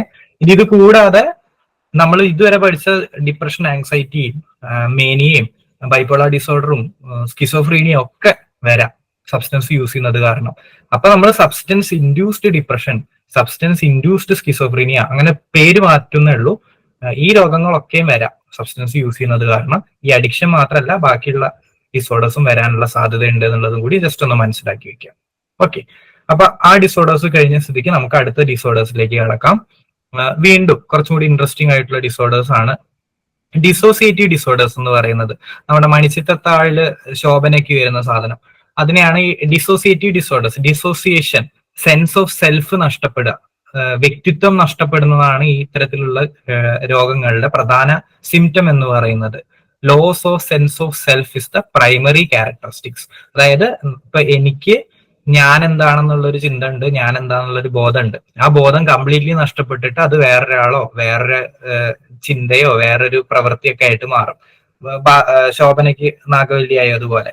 അത്തരത്തിലുള്ള ഒരു മൾട്ടിപ്പിൾ പേഴ്സണാലിറ്റി എന്നൊക്കെ നമ്മൾ വിളിക്കില്ലേ, അതാണ് ഈ ഡിസോസിയേറ്റീവ് ഡിസോർഡേഴ്സിന്റെ മെയിൻ പ്രത്യേകത. അപ്പൊ ആ സമയത്ത് അവർക്ക് പേഴ്സണൽ തോട്ട്സ്, ഇതുവരെ ഉണ്ടായിരുന്ന ചിന്തകളൊന്നും ഇല്ലാതായി പോകാം. മെമ്മറീസ്, അവരുടെ മുമ്പത്തെ ഓർമ്മകളൊക്കെ കംപ്ലീറ്റ്ലി പോയിട്ട് പുതിയൊരു ആളായിട്ട് മാറാം. ഫീലിങ്സ്, ആക്ഷൻസ്, അവരുടെ വികാരങ്ങൾ മാറാം, അവർ ചെയ്യുന്ന പ്രവർത്തികൾ മാറാം. പുതിയൊരു സെൽഫ് വരുമ്പോൾ അവര് വേറെ കംപ്ലീറ്റ്ലി ഡിഫറെന്റ് ആളായിട്ടായിരിക്കും നമുക്ക് അധികം കേസസിലും ഫീൽ ചെയ്യാം. ഓക്കെ, ഇനി ഡിസോസിയേറ്റീവ് ഡിസോർഡേഴ്സിന്റെ കോഴ്സില് അധികം കേസസിലും ഒരു significant stressor or years of on going stress report ചെയ്തിട്ടുണ്ട്. അല്ലെങ്കിൽ ഒരു ട്രോമാറ്റിക് ഇവന്റ് ഇവരുടെ ചൈൽഡ്ഹുഡിലോ ഇവരുടെ ലൈഫിലോ നടന്നിട്ടുണ്ടായിരിക്കും. ഈ സ്ട്രെസ്സോ ട്രോമയോ വരുമ്പോൾ അതായിട്ട് കോപ്പ് ചെയ്യാൻ വേണ്ടിയിട്ട്, അതായിട്ട് പൊരുത്തപ്പെടാൻ വേണ്ടിയിട്ട് ഇവര് ആ പഴയ സെൻസ് ഓഫ് സെൽഫിനെ മാറ്റി വെച്ചിട്ട് പുതിയൊരാളായിട്ട് അഡോപ്റ്റ് ചെയ്യാന്നുള്ള രീതിയിലുള്ള എക്സ്പ്ലനേഷൻ കണ്ടുവരാറുണ്ട്. ഇപ്പോ മറ്റേ കേസില് മണിച്ചിത്രത്താഴില് പാരന്റ്സ് ഉപേക്ഷിച്ചു പോകുന്നത് ഒരു സിഗ്നിഫിക്കന്റ് സ്ട്രെസ്സറാണ്. ഒറ്റയ്ക്കാണ് ആ കുട്ടി വളർന്നത്, മുത്തശ്ശിയുടെ ഇടയിൽ ഒറ്റയ്ക്ക് വളർന്നു ശോഭന എന്നുള്ളത് ഒരു സിഗ്നിഫിക്കന്റ് സ്ട്രെസ്സറാണ് ചൈൽഡ്ഹുഡിൽ സംഭവിച്ചത്. അപ്പൊ അത്തരത്തിലുള്ള കേസസിൽ ആ ഒരു ട്രോമ അവരുടെ ലൈഫിൽ ഉണ്ടാക്കുന്ന ഇമ്പാക്റ്റിൽ നിന്ന് അവരുടെ ശരീരത്തെയും മനസ്സിനെയും പ്രൊട്ടക്ട് ചെയ്യാൻ വേണ്ടിയിട്ട് വേറൊരു പേഴ്സണാലിറ്റി ഇത്തരത്തിലുള്ള ആൾക്കാരെ അഡോപ്റ്റ് ചെയ്യുകയാണെന്നുള്ള രീതിയിലുള്ള എക്സ്പ്ലനേഷൻ കണ്ടുവരാറുണ്ട്. ഓക്കെ, അപ്പോൾ high comorbidity between trauma and dissociative disorders. ഈ സ്ട്രെസ്, ട്രോമയൊക്കെ ഉള്ള ആൾക്കാർക്ക് ഡിസോസിയേറ്റീവ് ഡിസോർഡേഴ്സ് കോമൺ ആയിട്ട് കണ്ടുവരാറുണ്ട്, അല്ലെങ്കിൽ വരുന്നത് കാണാറുണ്ട്. പക്ഷേ ഈ ഡിസോസിയേറ്റീവ് ഡിസോർഡേഴ്സ് എന്ന് പറയുന്നത് വളരെ കുറവേ വരാറുള്ളൂ കേട്ടോ. ലൈക്ക് 1% ഒക്കെയാണ് ഇതിന്റെ പ്രിവേലൻസ് എന്ന് പറയുന്നത്. ആ വരുന്ന ആൾക്കാർക്ക് ട്രോമയും ഒപ്പം ഉണ്ടാകും, അല്ലെങ്കിൽ എന്തെങ്കിലും സിഗ്നിഫിക്കന്റ് ആയിട്ടുള്ള സ്ട്രെസ്ഫുൾ ഇവന്റ് ലൈഫിൽ സംഭവിച്ചിട്ടുണ്ടാകും എന്നുള്ളത് ജസ്റ്റ് ഒന്ന് മനസ്സിലാക്കി വെക്കാം. DSM-5 നമുക്ക് 3 ഡിസോസിയേറ്റീവ് ഡിസോർഡേഴ്സ് ആണ് മെയിൻ ആയിട്ട് പഠിക്കാനുള്ളത്. Dissociative identity disorder, dissociative amnesia, depersonalisation അല്ലെങ്കിൽ ഡീറിയലൈസേഷൻ ഡിസോർഡർ. ഓക്കെ, ഈ 3 ജസ്റ്റ് എന്താണെന്ന് നമ്മൾ നോക്കും. ഈ ഡിസോസിയേറ്റീവ് ഐഡന്റിറ്റി ഡിസോർഡർ ആണ് കുറച്ച് സീരിയസ് ആയിട്ടുള്ളത്. ബാക്കിയുള്ളതെല്ലാം ഈ ഇതിന്റെ തോത് കുറഞ്ഞു വരുന്ന തരത്തിലുള്ള ഡിസോർഡേഴ്സ് ആണ്. ഓക്കെ, അപ്പൊ ഫസ്റ്റ് നമുക്ക് ഡിസോസിയേറ്റീവ് ഐഡന്റിറ്റി ഡിസോർഡർ എന്താണെന്ന് നോക്കാം. മുമ്പ് ഇത് അറിയപ്പെട്ടിരുന്നത് മൾട്ടിപ്പിൾ പേഴ്സണാലിറ്റി ഡിസോർഡർ ആയിട്ടാണ്. ദ്വന്ദ്വ വ്യക്തിത്വം, അപര വ്യക്തിത്വം എന്നൊക്കെ പറയും. അതായത് ഒരു പേഴ്സണാലിറ്റി അല്ലാതെ മറ്റു പേഴ്സണാലിറ്റീസും കൂടി ആ വ്യക്തിയിൽ കണ്ടുവരിക. നമ്മുടെ അന്യൻ സിനിമയിലുള്ള വിക്രം നല്ലൊരു ഉദാഹരണമാണ്. സ്പ്ലിറ്റ് എന്ന് പറഞ്ഞൊരു സിനിമ ഉണ്ട് ഇംഗ്ലീഷിൽ, അത് നല്ലൊരു എക്സാമ്പിൾ ആണ്. ഫൈറ്റ് ക്ലബ് എന്ന് പറഞ്ഞൊരു സിനിമ ഉണ്ട് ഇംഗ്ലീഷിൽ, ഹോളിവുഡിൽ, അത് നല്ലൊരു എക്സാമ്പിൾ ആണ് ഈ ഡിസോർഡറിന്റെ. അപ്പൊ മടിച്ചിട്ടതായ നല്ലൊരു എക്സാമ്പിൾ ആണ്. അങ്ങനെ വേറൊരു പേഴ്സണാലിറ്റി ഇത്തരത്തിലുള്ള വ്യക്തി കാണിക്കും. അതാണ് ഇതിന്റെ പ്രൈമറി ക്യാരക്ടറിസ്റ്റിക്സ് എന്ന് പറയുന്നത്. Okay, so key diagnostic criteria എന്ന് പറയുന്നത് presence of 2 or more distinct personality states. ഇതിപ്പോ ഡിസോസിയേറ്റീവ് ഐഡന്റിറ്റി ഡിസോർഡർ എന്ന പേരിലാണ് അറിയപ്പെടുന്നത്. രണ്ടിലധികമോ പേഴ്സണാലിറ്റി സ്റ്റേറ്റുകൾ ഇത്തരത്തിലുള്ള ആൾക്കാർക്ക് കാണിക്കാം. ശോഭനയ്ക്ക് നാഗവല്ലി എന്നുള്ളതുപോലെ 2 ഇല്ലേ. അതേപോലെ ഈ വ്യക്തികൾ പലതരത്തിലുള്ള പേഴ്സണാലിറ്റി ട്രേറ്റ്സ് അല്ലെങ്കിൽ പേഴ്സണാലിറ്റികൾ, വ്യക്തിത്വങ്ങൾ കാണിക്കാം, എക്സ്പ്രസ് ചെയ്യാം. സെൽഫ് പലതരത്തിലായിട്ട് കാണിക്കാം. Okay, or an experience of possession അല്ലെ. ഇപ്പൊ നാഗവല്ലി ബാധയായിട്ട് കയറി എന്നല്ലേ അവിടെയുള്ള ആൾക്കാർ വിശ്വസിക്കുന്നത്. അതൊരു പൊസഷൻ പോലെയാണ്. പുറത്തുനിന്നുള്ള ഒരാളെ നമ്മുടെ സെൽഫിനെ ഹൈജാക്ക് ചെയ്തു, എന്നിട്ട് നമ്മുടെ ശരീരത്തിലേക്ക് കയറി. അപ്പൊ ആ രീതിയിലുള്ള ഒരു എക്സ്പീരിയൻസ് ആയിരിക്കും ഇവര് കാണിക്കുക. ലൈക്ക് നമുക്കൊരു ബാധ കയറിയതുപോലെയൊക്കെ തോന്നാം, ഫീൽ ചെയ്യാം. അത് ഒരു പൊസഷൻ, വേറെ എന്തോ എക്സ്ട്രാ എന്താ പറയാ, ഒരു പ്രേതോ പിശാചോ ഒക്കെ നമ്മുടെ ശരീരത്തിലേക്ക് കയറിയതുപോലെയൊക്കെ ആയിരിക്കും ഇത്തരത്തിലുള്ള കേസസിൽ ഫീൽ ചെയ്യാം. Okay, dissociative amnesia presences gaps in ഇത്തരത്തിലുള്ള മറ്റേ ഈ മൾട്ടിപ്പിൾ പേഴ്സണാലിറ്റി ഡിസോർഡർ ഉള്ള ആൾക്കാർക്ക് ഡിസോസിയേറ്റീവ് അംനീഷ്യ കോമൺ കണ്ടുവരാറുണ്ട്. ഡിസോസിയേറ്റീവ് അംനീഷ്യ എന്ന് പറയുന്നത് ഇതിൽ വരുന്ന മറ്റൊരു ഡിസോർഡർ ആണ്. അതായത് ഈ എന്താ പറയാ, ഈ പേഴ്സണാലിറ്റി സ്വിച്ച് ആകുമ്പോൾ ഈ പുതിയ പേഴ്സണാലിറ്റി ആയിട്ട് റിലേറ്റ് ചെയ്തത് പഴയ ആൾക്കാർക്ക് ഓർമ്മ ഉണ്ടാവില്ല. അപ്പൊ നാഗവല്ലി ചെയ്ത കാര്യങ്ങൾ ശോഭനയ്ക്ക് ഓർമ്മയില്ലാത്തതുപോലെ അങ്ങനെയുള്ള അംനീഷ്യ, ഫോർഗെറ്റിംഗ്, മെമ്മറി റിലേറ്റഡ് ആയിട്ടുള്ള കാര്യങ്ങൾ മൾട്ടിപ്പിൾ പേഴ്സണാലിറ്റി ഡിസോർഡേഴ്സിൽ കണ്ടുവരാറുണ്ട്. അപ്പൊ ഈ വ്യക്തികൾക്ക് ചിലപ്പോൾ അറിയണമെന്നില്ല ഇവർക്ക് ഇത്രയും പേഴ്സണാലിറ്റി ഉണ്ട് എന്ന് ഇവർക്ക് അറിയണമെന്നില്ല. ഇവരിങ്ങനെ പേഴ്സണാലിറ്റി ആയിട്ട് ജീവിക്കുന്നതൊന്നും ഇവരുടെ മെമ്മറിയിൽ ഉണ്ടാവണമെന്നില്ല. ഓട്ടോബയോഗ്രഫിക്കൽ മെമ്മറി, അവരുടെ ജീവിതത്തെ കുറിച്ചുള്ള മെമ്മറി, ഈ ഇത്തരത്തിലുള്ള പേഴ്സണാലിറ്റി സ്വിച്ച് വരുമ്പോൾ ഈ well learned skills or recent events, അല്ലെങ്കിൽ ഇവർ പഠിച്ചു വെച്ചിട്ടുള്ള കാര്യങ്ങളൊക്കെ ചിലപ്പോൾ മറക്കും. ലൈക്ക് ഈ ശോഭനയ്ക്കുള്ള കഴിവുകളല്ലല്ലോ നാഗവല്ലിക്കുള്ളത്. അതേപോലെ തന്നെ ഓരോ പേഴ്സണാലിറ്റിക്കും കംപ്ലീറ്റ്ലി ഡിഫറെന്റ് ആയിട്ടുള്ള സ്കില്ലുകളൊക്കെ ആയിരിക്കും ഉണ്ടായിരിക്കുക. ഓക്കെ, പിന്നെ discovering possessions for which there is no recollection of ever owning. ഇവര് ആ പേഴ്സണാലിറ്റി ആയിട്ട് മാറുമ്പോൾ ആ പേഴ്സണാലിറ്റിക്ക് ഇഷ്ടമുള്ള കാര്യങ്ങളൊക്കെ കളക്ട് ചെയ്ത് വെക്കും. ഇപ്പോ മറ്റേ മണിച്ചത്ത താഴിൽ തന്നെ ചിലങ്ക കളക്ട് ചെയ്ത് വെച്ചതുപോലെ, നാഗവല്ലിയുടെ ചിലങ്ക. അപ്പൊ അതേപോലെ ഇവർക്ക് സാധാ രീതിയിൽ ഇരിക്കുമ്പോൾ ഓർമ്മ ഉണ്ടാവില്ല. പക്ഷെ മറ്റേ പേഴ്സണാലിറ്റി ഓരോ സാധനങ്ങൾ വാങ്ങി കൂട്ടൊക്കെ ചെയ്യും. പഴയ സ്റ്റേറ്റിലേക്ക് വരുമ്പോൾ ഇത് എവിടുന്ന് വന്നു എന്നുള്ള രീതിയിൽ ഇവരുടെ മനസ്സിലൊരു ചിന്ത പോകാം. ഓക്കെ, പിന്നെ involve everyday events and not just events that are stressful or traumatic. ഈ മറ്റേ പേഴ്സണാലിറ്റി ആയിട്ട് നമ്മൾ ആക്ട് ചെയ്യുമ്പോൾ ഉണ്ടാകുന്ന കാര്യങ്ങളെല്ലാം, നോർമലായിട്ട് നടക്കുന്ന കാര്യങ്ങളെല്ലാം മറന്നു പോകാനുള്ള സാധ്യത കൂടി ഉണ്ട് എന്നുള്ളത്. അതായത് ജനറലി പറഞ്ഞ ഈ ഒരു പേഴ്സണാലിറ്റി ആയിട്ട് ഇവർ സ്വിച്ച് ചെയ്യുമ്പോൾ ഇവർക്ക് ആ പേഴ്സണാലിറ്റി ചെയ്യുന്ന കാര്യങ്ങളൊന്നും ഓർമ്മ ഉണ്ടായിക്കൊള്ളണമെന്നില്ല. അത്രേ ഇവിടെ ഉദ്ദേശിക്കുന്നുള്ളൂ. കംപ്ലീറ്റ്ലി ഡിഫറെന്റ് ആയിട്ട് ഒരു വ്യക്തിയായിട്ടാണ് അവര് എന്താ പറയുക എക്സ്പ്രസ് ചെയ്യുന്നത് എന്നുള്ളത് ജസ്റ്റ് ആ പോയിന്റ് ഒന്ന് മനസ്സിലാക്കി വെക്കാം. The possession is often refer to a sub personalities. ഇതിനെ സബ് പേഴ്സണാലിറ്റീസ് എന്നാണ് വിളിക്കുക. ഒരു വ്യക്തി, ആ വ്യക്തിക്ക് ഒരു മെയിൻ പേഴ്സണാലിറ്റി ഉണ്ട്, അതുകൂടാതെ ഈ ഡിസോർഡറുമായിട്ട് ബന്ധപ്പെട്ടിട്ട് വരുന്ന സബ് പേഴ്സണാലിറ്റീസും കൂടി ഈ വ്യക്തിക്ക് ഉണ്ട്. അപ്പൊ സബ് പേഴ്സണാലിറ്റീസ് എന്നുള്ള പേരിൽ ഇതിനെ റെഫർ ചെയ്യാറുണ്ട്. ഇനി എത്ര പേഴ്സണാലിറ്റി വരെ ഉണ്ടാകാം അത് നമുക്ക് ഒരിക്കലും പറയാൻ പറ്റില്ല. ഇപ്പൊ സ്പ്ലിറ്റ് എന്നുള്ള സിനിമയിൽ 16 പേഴ്സണാലിറ്റീസ് ഉണ്ട് ഡിസോസിയേറ്റീവ് ഐഡന്റിറ്റി ഡിസോർഡറിൽ. ഫൈറ്റ് ക്ലബ് എന്ന് പറയുന്ന സിനിമയിൽ 2 പേഴ്സണാലിറ്റിയേ ഉള്ളൂ. അല്ലെങ്കിൽ മണിച്ചത്ത താഴിലും അതെ 2 പേഴ്സണാലിറ്റിയേ ഉള്ളൂ. ഒരാള് ശോഭനയും ഒരാള് നാഗവല്ലിയും. അപ്പൊ ഇത് ഭയങ്കര വേരിഡ് ആണ്. ഓരോ വ്യക്തികളിലും ഓരോ രീതിയിലാണ് ഇത് എക്സ്പ്രസ് ആവുക. പക്ഷേ ജനറലി നടന്നിട്ടുള്ള റിസർച്ചസിൽ ഓൺ ആവറേജ്, അതായത് കുറെ ആൾക്കാരിൽ ഇങ്ങനെ റിസർച്ചസ് നടത്തിയിട്ട് ആവറേജ് എടുക്കുമ്പോൾ സ്ത്രീകളിലാണ് ഇത് കണ്ടുവരുന്നതെങ്കിൽ 15 സബ് പേഴ്സണാലിറ്റീസ് കണ്ടുവരാറുണ്ട്. 15 ഡിഫറെന്റ് വ്യക്തികൾ ആയി മാറുന്നത് വന്നിട്ടുണ്ട്. പുരുഷന്മാരിൽ 8 എന്നുള്ള രീതിയിൽ കണ്ടുവന്നിട്ടുണ്ട്. ജസ്റ്റ് ഒരു സ്റ്റാറ്റിസ്റ്റിക്സ് ആണ്.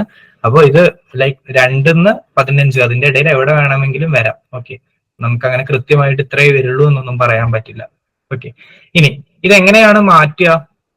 ഞാൻ പറഞ്ഞതുപോലെ ഈ ഡിസോസിയേറ്റീവ് ഐഡന്റിറ്റി ഡിസോർഡേഴ്സ് ഉള്ള ആൾക്കാർക്ക് ഒരു സിഗ്നിഫിക്കന്റ് ട്രോമ ഉണ്ടായിരിക്കും. ആ ട്രോമ റിസോൾവ് ചെയ്താൽ ഈ രോഗം മാറും. ഓക്കെ, ആ ട്രോമ എന്താണെന്ന് ഐഡന്റിഫൈ ചെയ്തിട്ട് അത് ഫിക്സ് ചെയ്താൽ അധികം കേസസിലും ഈ രോഗം ചില കേസസിൽ മാറും, ചില കേസസിൽ മാറില്ല. മറ്റേ കുറച്ചും കൂടി ഇന്റൻസിറ്റി കുറച്ച് കൊണ്ടുവരാൻ പറ്റും. ഇവരുടെ ഈ ഡിസോസിയേഷൻ സംഭവിക്കുന്ന അളവ് കുറച്ച് കൊണ്ടുവരാൻ പറ്റും. അപ്പോ എന്തൊക്കെയാണ് ട്രീറ്റ്മെന്റ്സ്? ഇതൊക്കെ ട്രോമ റിലേറ്റഡ് തെറാപ്പീസ് ആണ്. EMDR എന്ന് പറഞ്ഞാൽ മരുന്നൊന്നുമില്ല, പേഴ്സണാലിറ്റിക്ക് നമുക്ക് അങ്ങനെ മരുന്നൊന്നും കൊടുക്കാൻ പറ്റില്ല. EMDR എന്ന് പറഞ്ഞ തെറാപ്പി ഉണ്ട്, eye movement desensitisation and reprocessing therapy. ഇതൊരു പുതിയ തെറാപ്യൂട്ടിക് ടെക്നിക്കാണ്.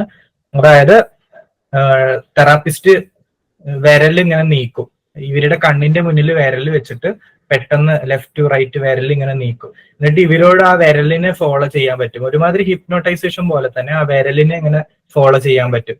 അപ്പൊ ഉണ്ടാകുന്ന ഐ മൂവ്മെന്റ് ഇല്ലേ, ആ ഐ മൂവ്മെന്റ് ഇങ്ങനെ നടക്കുമ്പോൾ ഇവരുടെ ട്രോമ മെമ്മറീസ് പുറത്തേക്ക് വരാനും അതിനെ അഡ്രസ് ചെയ്യാനും പറ്റുന്നുണ്ട് എന്ന് റിസർച്ചേഴ്സ് കണ്ടുപിടിച്ചിട്ടുണ്ട്.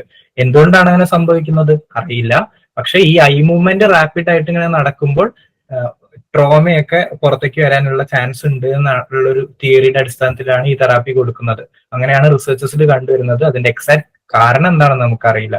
അപ്പൊ EMDR തെറാപ്പി കൊടുക്കാം. ഡയലറ്റിക്കൽ ബിഹേവിയർ തെറാപ്പി ഒരു ടൈപ്പ് ഓഫ് ടോക്ക് തെറാപ്പിയാണ്. ഇമോഷൻസ് അഡ്രസ് ചെയ്യുക, ഈ ട്രോമാറ്റിക് ആയിട്ടുള്ള എക്സ്പീരിയൻസ് എന്താണെന്ന് ഐഡന്റിഫൈ ചെയ്തിട്ട് ആ സമയത്ത് അവർ എക്സ്പീരിയൻസ് ചെയ്ത ഇമോഷൻ അത് നല്ല രീതിയിൽ എന്താ പറയുക, കറക്റ്റ് ആയിട്ടുള്ള രീതിയിൽ അവർക്ക് മനസ്സിലാക്കി കൊടുക്കുക. അത് എന്താ പറയുക, ഒരു നാച്ചുറൽ റിയാക്ഷൻ ആയിരുന്നു എന്ന് മനസ്സിലാക്കി കൊടുക്കുക. ആ രീതിയിലുള്ള ഒരു ട്രീറ്റ്മെന്റ് ആണ് DBTയിൽ വരുന്നത്. പിന്നെ CBT, കോഗ്നിറ്റീവ് ബിഹേവിയർ തെറാപ്പി, സാധാരണയായിട്ട് യൂസ് ചെയ്യുന്ന ഒരു തെറാപ്യൂട്ടിക് ടെക്നിക്കാണ്. നമ്മുടെ നെഗറ്റീവ് ഇമോഷൻസ്, നെഗറ്റീവ് ബിലീഫുകളൊക്കെ അഡ്രസ് ചെയ്യുന്ന തെറാപ്പി. സോ ഇത്തരത്തിലുള്ള ട്രോമ റിലേറ്റഡ് തെറാപ്പീസ് തന്നെയാണ് ഇവർക്ക് ട്രീറ്റ്മെന്റ് ആയിട്ട് കൊടുക്കുക. ശ്രദ്ധിക്കേണ്ടത്, രോഗം കംപ്ലീറ്റ്ലി ക്യൂറബിൾ ആവണമെന്നില്ല. ഈ കേസസിലൊക്കെ ഫ്യൂഷൻ എന്ന് പറയും.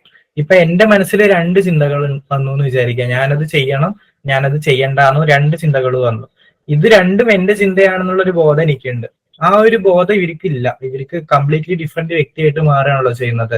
അപ്പൊ ഫ്യൂഷൻ, ആ ഒരു ബോധത്തിലേക്ക് കൊണ്ടുവരാൻ വേണ്ടിയിട്ട് തെറാപ്പീസ് ഒക്കെ ഹെൽപ്ഫുൾ ആണെന്ന് കണ്ടിട്ടുണ്ട്. അതായത് ഇവർക്ക് മറ്റു പേഴ്സണാലിറ്റീസ് വരുന്ന സമയത്ത് ഓർമ്മയിൽ നിൽക്കും, അത് അംനീഷ്യ ഇല്ലാതായിട്ട് പോകും. ഇവർക്ക് അവെയർ ആയിരിക്കും, ഈ ഒരു പേഴ്സണാലിറ്റി ഇപ്പൊ വന്നു, ഈ ഒരു പേഴ്സണാലിറ്റി ഇങ്ങനെയൊക്കെ പറയുന്നുണ്ട്. അന്യനിൽ പറയുന്നില്ലേ, രണ്ടുപേരും അങ്ങോട്ടും ഇങ്ങോട്ടും സംസാരിക്കുന്നില്ലേ, അതേപോലെ ഇവരുടെ തെറാപ്പിയിലൂടെ ഇവരുടെ എല്ലാ പേഴ്സണാലിറ്റീസിനും പരസ്പരം സംസാരിച്ചിട്ട് ഒരു നെഗോഷിയേറ്റ് ചെയ്തിട്ട് ഒരു ബാലൻസ്ഡ് സ്റ്റേറ്റിൽ മുമ്പോട്ട് കൊണ്ടുപോകാന്നുള്ള രീതിയിൽ നമ്മൾ ട്രീറ്റ്മെന്റ് കൊടുക്കാറുണ്ട്. ഓക്കെ, അതാണ് അതിന്റെ ഒരു ബെസ്റ്റ് കേസ് സിനാരിയോ. കംപ്ലീറ്റ് ആയിട്ട് ക്യൂർ ചെയ്യുക എന്ന് പറയുന്നത് ലൈക്ക് വളരെ റയർ ആണ്. മാനേജ് ചെയ്യുക, ഡിസോസിയേഷന്റെ അളവ് കുറയ്ക്കുക എന്നുള്ളതാണ് ഇതിന്റെ പ്രത്യേകതയായിട്ട് വരുന്നത്. ഓക്കെ, ഇനി എന്തെങ്കിലും ഡൗട്ട് ഉണ്ടെങ്കിൽ ചോദിച്ചു. സാറേ, മണിച്ചിത്രത്താഴില് കംപ്ലീറ്റ് ആയിട്ട് ക്യൂർ ആയെന്നല്ലേ പറയുന്നത്? അതെ, അത് മാത്രല്ല വേറെ കുറെ ലൈക്ക് അന്ധവിശ്വാസം എന്ന് പറയാനില്ല, സൈക്കാട്രിക്കിൽ അല്ലെങ്കിൽ സൈക്കോളജിയിൽ ഉപയോഗിക്കാത്ത കുറെ ടെക്നിക്സ് ഉപയോഗിച്ചിട്ടുണ്ടല്ലോ. അപ്പൊ അതൊരു സ്റ്റോറി അഡാപ്റ്റേഷൻ ആണ്. ചിലപ്പോ ഗംഗയ്ക്ക് മറ്റേ റൂട്ട് കോസ്, ഗംഗയുടെ കോസിനെ അഡ്രസ് ചെയ്തിട്ടില്ലല്ലോ ആ ട്രോമയുടെ. നാഗവല്ലിയുടെ ട്രോമയുടെ കോസാണ് അവിടെ അഡ്രസ് ചെയ്യപ്പെട്ടത് അല്ലെ, മറ്റേ സുരേഷ് ഗോപിയെ വധിക്കുന്നതിലൂടെ. ഗംഗയുടെ കോസ് അഡ്രസ് ചെയ്യുന്നത് വരെ വീണ്ടും വീണ്ടും റിപ്പീറ്റ് ആയിട്ട് വരാൻ ചാൻസ് ഉണ്ട്. വേറെ രൂപത്തിലായിരിക്കാം, ചിലപ്പോൾ നാഗവല്ലി ആയിരിക്കില്ല, വേറൊരു സ്ഥലത്ത് പോയി ജീവിക്കുമ്പോൾ ആ സ്ഥലത്തുള്ള ഒരു അന്ധവിശ്വാസം അല്ലെങ്കിൽ ആ സ്ഥലത്തുള്ള ഒരു കഥയുമായിട്ട് ബന്ധപ്പെട്ടുള്ള ഒരു പേഴ്സണാലിറ്റി ആണ്.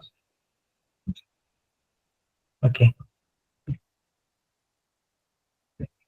ഇന്ന് വീഡിയോസ് ഒക്കെ ചിലപ്പോൾ നിങ്ങൾക്ക് യൂട്യൂബിൽ കിട്ടും, ശരിക്കും ഡിസോർഡേഴ്സ് ഉള്ള ആൾക്കാരെ ഒബ്സർവേഷനിൽ വെച്ചിട്ട് ഇങ്ങനെ ക്യാമറയിൽ റെക്കോർഡ് ചെയ്തിട്ടുള്ളത്. അപ്പൊ ആ ഒരു അതിന്റെ ഒരു എന്താ പറയാ, അയ്യോ വാക്കുപോയി, ഓക്കെ ഒന്നുമില്ല, പേടിപ്പിക്കുന്ന അവസ്ഥ നിങ്ങൾക്ക് മനസ്സിലാക്കാൻ പറ്റും. അത്രയും അവരാ സ്വിച്ച് ചെയ്യുന്നത് ലൈക്ക് അഭിനയിക്കുന്ന പോലെ അവര് ഓരോരോ ക്യാരക്ടറിനെ സ്വിച്ച് ചെയ്യും.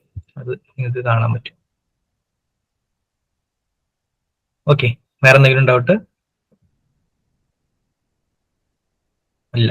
ഓക്കെ, അപ്പൊ നമുക്ക് ഇതാണ് ഡിസോസിയേറ്റീവ് ഐഡന്റിറ്റി ഡിസോർഡർ, നമ്മൾ മൾട്ടിപ്പിൾ പേഴ്സണാലിറ്റി ഡിസോർഡർ എന്ന് പറയും. ഇനി അടുത്ത രണ്ടെണ്ണം കുറച്ചും കൂടി റിലേറ്റീവ്ലി സിമ്പിൾ ആണ്, ഇത്രയും ഇന്റൻസിറ്റി കാണിക്കാത്തതാണ്. നമ്മൾ dissociative identity disorder, multiple personality disorder ഉള്ള ആൾക്കാർക്ക് ഡിസോസിയേറ്റീവ് അംനീഷ്യയും കൂടെ ഉണ്ടാവും എന്ന് പറഞ്ഞു. അതേപോലെ ഡിസോസിയേറ്റീവ് അംനീഷ്യ മാത്രം വരുന്ന ആൾക്കാരുണ്ട്. അതായത് അവരുടെ ലൈഫിൽ നടന്നിട്ടുള്ള എന്തെങ്കിലും സംഭവം ലൈക്ക് ഇവര് കംപ്ലീറ്റ് ആയിട്ട് മറക്കും. ഓക്കെ, നമ്മൾ ഫ്രൂയിഡിന്റെ തിയറി പഠിച്ചപ്പോൾ നിങ്ങൾ റിപ്രഷൻ എന്നുള്ള ഒരു ഐഡിയ പഠിച്ചിട്ടുണ്ടായിരിക്കും. ട്രോമാറ്റിക് ആയിട്ടുള്ള എന്തെങ്കിലും സംഭവം നടന്നാൽ നിങ്ങളുടെ സൈക്കിനെ, മൈൻഡിനെ പ്രൊട്ടക്ട് ചെയ്യാൻ വേണ്ടിയിട്ട് അതിനെ അൺകോൺഷ്യസിലേക്ക് തള്ളിക്കളയെന്ന് പറയുന്നത്. അതേ ഒരു കമ്പയറബിൾ സിമിലർ ആയിട്ടുള്ള ഐഡിയ ആണ് ഈ ഡിസോസിയേറ്റീവ് അംനീഷ്യയിൽ വരുന്നത്. മറവി അല്ലെങ്കിൽ ജീവിതത്തിന്റെ ഒരു ഇമ്പോർട്ടന്റ് ആയിട്ടുള്ള കാര്യം കംപ്ലീറ്റ്ലി ഇവർ മറന്നു പോകുന്നതാണ് ഈ ഒരു ഡിസോസിയേറ്റീവ് അംനീഷ്യയുടെ പ്രത്യേകത എന്ന് പറയുന്നത്. ചിലപ്പോൾ സ്കൂൾ കാലഘട്ടം മൊത്തം ഈ വ്യക്തി മറന്നു പോകാം, അല്ലെങ്കിൽ ജോലി ചെയ്തപ്പോൾ ഉള്ള ഏതെങ്കിലും ഒരു പീരീഡ് കംപ്ലീറ്റ്ലി ആ വ്യക്തി മറന്നു പോകാം. അപ്പോൾ സൈക്കോളജിസ്റ്റുകളും സൈക്കാട്രിസ്റ്റുകളും കൊടുക്കുന്ന എക്സ്പ്ലനേഷൻ ഈ ഒരു മറന്ന പീരീഡിൽ ഇവർക്ക് ഭയങ്കര സ്ട്രെസ്ഫുൾ ആയിട്ടുള്ള ട്രോമാറ്റിക് ആയിട്ടുള്ള എന്തെങ്കിലും സംഭവിച്ചിട്ടുണ്ടാകും. അപ്പൊ അതിൽ നിന്ന് നമ്മുടെ മനസ്സിനെ പ്രൊട്ടക്ട് ചെയ്യാൻ വേണ്ടിയിട്ട് അതിനെ എന്താ പറയാ മറന്നു കളഞ്ഞതാണ് എന്നുള്ള രീതിയിലാണ് ഡിസോസിയേറ്റീവ് അംനീഷ്യനെ കാണുന്നത്. ബേസിക്കലി ഇത് മെമ്മറി ലോസ് ആണ്, ബാക്കി എല്ലാ രോഗങ്ങളിലുള്ള പോലത്തെ ഒരു മെമ്മറി ലോസ് ആണ്. ഓക്കെ, പക്ഷെ ഇവിടെ പ്രത്യേകത എന്താണ്? No biological cause must be present. തലയ്ക്ക് എന്തെങ്കിലും ആക്സിഡന്റ് സംഭവിച്ചിട്ടുള്ള മെമ്മറി ലോസ് ഡിസോസിയേറ്റീവ് അംനീഷ്യ ആകുമോ? ഇല്ല. വേറെ എന്തെങ്കിലും അൽഷേമേഴ്സോ അല്ലെങ്കിൽ വേറെ എന്തെങ്കിലും രോഗം കാരണം മെമ്മറി ലോസ് വരുന്നത് ഡിസോസിയേറ്റീവ് അംനീഷ്യ ആകുമോ? ഇല്ല. ബ്രെയിൻ ഒക്കെ സ്കാൻ ചെയ്യുമ്പോഴും മറ്റു രീതിയിലൂടെ പഠിക്കാൻ ശ്രമിക്കുമ്പോഴൊക്കെ ന്യൂറോളജിക്കലി കംപ്ലീറ്റ്ലി ഫൈൻ ആയിരിക്കും ആൾക്ക് ഒരു പ്രശ്നം ഉണ്ടായിരിക്കില്ല. പക്ഷെ എന്തെങ്കിലും ഒരു സ്പെസിഫിക് ഇവന്റ് മറന്നുപോകും, ലൈഫിൽ എന്തെങ്കിലും ഉണ്ടായിട്ടുള്ള ഒരു കാര്യം അയാൾക്ക് ഓർമ്മ ഉണ്ടാവില്ല. അതാണ് ഡിസോസിയേറ്റീവ് അംനീഷ്യയുടെ പ്രത്യേകത. ഇനി ചില കേസസിൽ വളരെ റെയർ ആയിട്ട് കംപ്ലീറ്റ്ലി ആ വ്യക്തിയുടെ ലൈഫ് മൊത്തം മറന്നുപോകും, A to Z. അത് വളരെ റെയർ ആണ്. ഇത്തരത്തിലുള്ള ആൾക്കാര് ഈ സ്ട്രീറ്റ്സിലൊക്കെ ഇങ്ങനെ അലഞ്ഞു നടന്നിട്ട് ഹോസ്പിറ്റലിലൊക്കെ ആരെങ്കിലും ഒക്കെ കൊണ്ട് ഏൽപ്പിക്കുകയായിരിക്കും ചെയ്യുക. ഇവർക്ക് ചോദിച്ചാൽ വീട് എവിടെയെന്ന് അറിയില്ല, പേരെന്താന്ന് അറിയില്ല, ജോലി എന്തായിരുന്നു അറിയില്ല, കംപ്ലീറ്റ് ഇൻഫർമേഷൻ നഷ്ടപ്പെട്ടിട്ടുണ്ടാവും, തലച്ചോറിന് കുഴപ്പമൊന്നും ഉണ്ടായിരിക്കില്ല. അങ്ങനത്തെ വളരെ റെയർ കേസസ് റിപ്പോർട്ട് ചെയ്തിട്ടുണ്ട്. ഈ കംപ്ലീറ്റ് ഇൻഫർമേഷൻ ലോസ്, കംപ്ലീറ്റ് ഓർമ്മ നശിച്ചു പോയിട്ടുള്ള ആൾക്കാർ എന്നുള്ളത്. അതിന്റെ കാരണം എന്താണെന്ന് നമുക്കറിയില്ല, പക്ഷെ അത് വളരെ റെയർ ആണ്. ഓക്കെ, അപ്പൊ അധികം കേസസിൽ എന്തെങ്കിലും സ്പെസിഫിക് ആയിട്ടുള്ള ടൈം പീരീഡിലുള്ള കാര്യങ്ങളായിരിക്കും ഇത്തരത്തിലുള്ള വ്യക്തികൾ മറന്നുപോയിട്ടുണ്ടായിരിക്കുക. ഇതാണ് ഡിസോസിയേറ്റീവ് അംനീഷ്യ. നമ്മൾ സിഗ്മണ്ട് ഫ്രോയിഡിന്റെ ആ റിപ്രഷനായിട്ട് കമ്പയർ ചെയ്യാൻ വേണമെങ്കിൽ ഇതിനെ. അപ്പോ ഇങ്ങനെ ഓർമ്മക്കുറവ് സംഭവിച്ചാൽ ഏത് രീതിയിലാണ് ആ ഓർമ്മ തിരിച്ചെടുക്കാൻ വേണ്ടിയിട്ട് ശ്രമിക്കുക?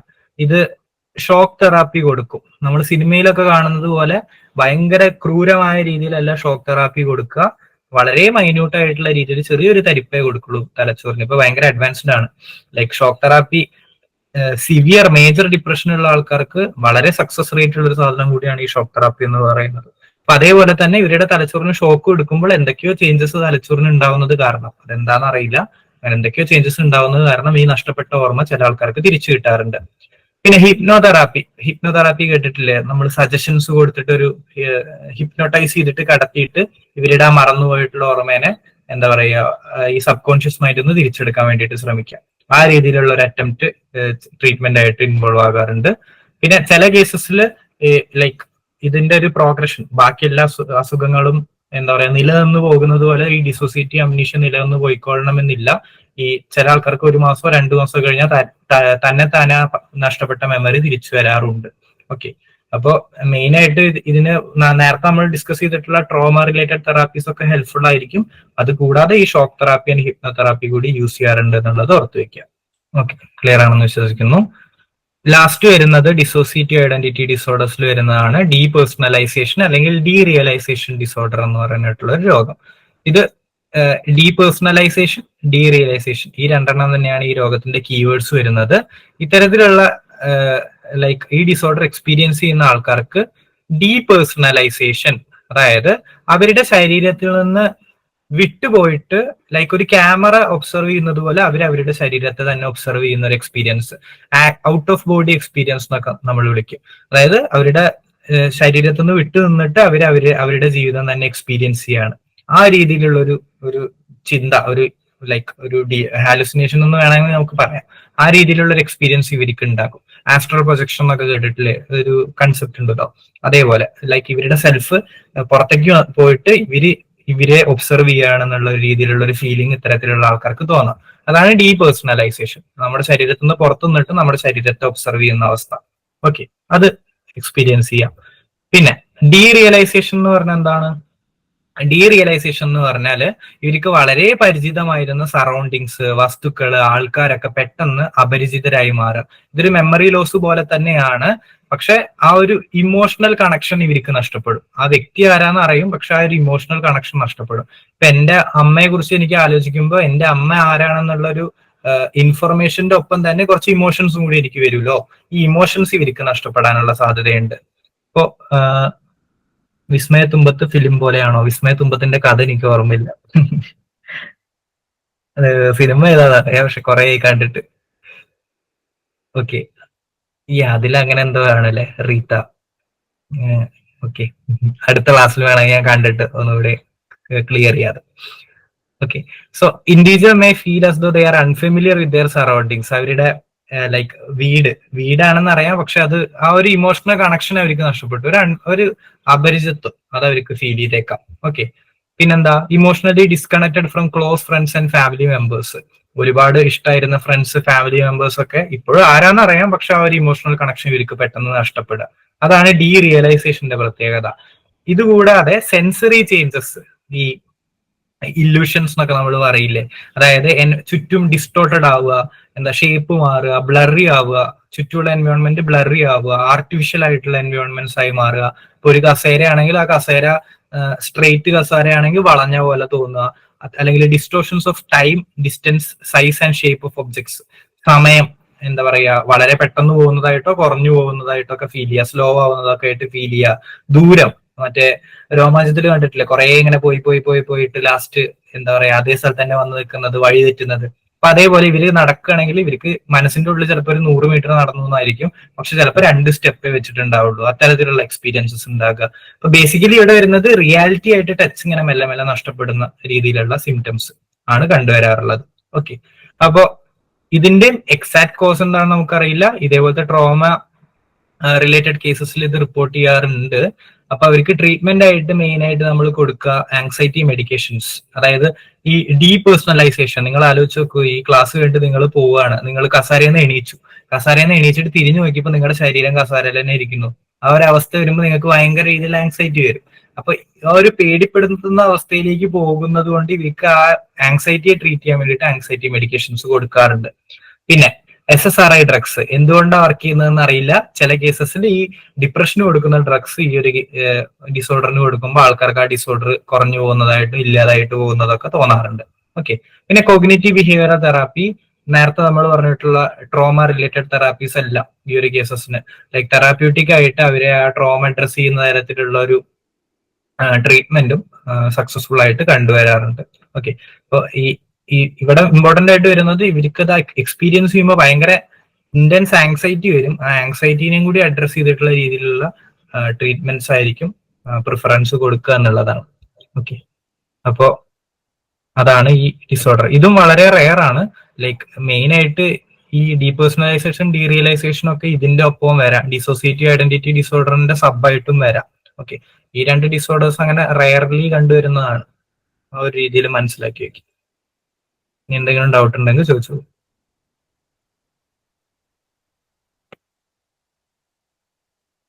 ഓക്കെ, ക്ലിയർ ആണെന്ന് വിശ്വസിക്കുന്നു.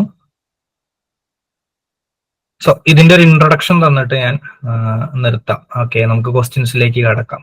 ഓക്കെ, ഇനി നിങ്ങൾക്ക് trauma, stress related disorders, somatoform disorders and എനിക്ക് തോന്നുന്നു ന്യൂറോ കോഗ്നിറ്റീവ് ഡിസോർഡേഴ്സ് 3 എണ്ണേ വരുന്നുള്ളൂ. ഒരു ക്ലാസ് കൂടി മതിയായിരിക്കും ഈ ഒരു ടോപ്പിക്കിന്. So trauma and stress related disorders. ഇപ്പൊ നമ്മൾ ഡിസോസിയേറ്റീവ് ഐഡന്റിറ്റി ഡിസോർഡേഴ്സ് പഠിച്ചപ്പോൾ ഒരുപാട് പറഞ്ഞു അല്ലെ, ട്രോമ ഉള്ള ആൾക്കാർക്ക്, ലൈഫിൽ സ്ട്രെസ് എക്സ്പീരിയൻസ് ചെയ്ത ആൾക്കാർക്കൊക്കെയാണ് ഇത്തരത്തിലുള്ള രോഗം വരാൻ സാധ്യതയുണ്ട് എന്ന് നമ്മൾ പറഞ്ഞല്ലോ. അപ്പൊ trauma and stress related disorders ഇതേ കാറ്റഗറിയിൽ വരുന്ന ഡിസോർഡേഴ്സ്, അതായത് സ്ട്രെസ് ആൻഡ് ട്രോമ റിലേറ്റഡ് ആയിട്ടുള്ള ഡിസോർഡേഴ്സ് തന്നെയാണ്. സോ നമ്മള് ഈ ഡിസോസിയേറ്റീവ് ഡിസോർഡേഴ്സിലേക്ക് എത്താൻ സഹായിച്ചിട്ടുള്ള കുറച്ച് എക്സ്പീരിയൻസസ് എന്ന് പറഞ്ഞിട്ടില്ലേ, ആ എക്സ്പീരിയൻസസ് ഒക്കെ അനുഭവിച്ച ആൾക്കാർക്ക് വരാൻ സാധ്യതയുള്ള രോഗങ്ങളാണ് trauma and stress related disorders എന്ന് പറയുന്നത്. ഓക്കെ, ഇത് സ്ട്രെസ് ആണ് ഇതിന്റെ അടിസ്ഥാന പ്രശ്നം അല്ലെങ്കിൽ അടിസ്ഥാന കോസ് എന്ന് പറയുന്നത്. ലൈഫിൽ എക്സ്പീരിയൻസ് ചെയ്യുന്ന സ്ട്രെസ് ആണ്. ട്രോമ എന്ന് പറയുന്നത് എന്താ, ഇന്റൻസ് സ്ട്രെസ്.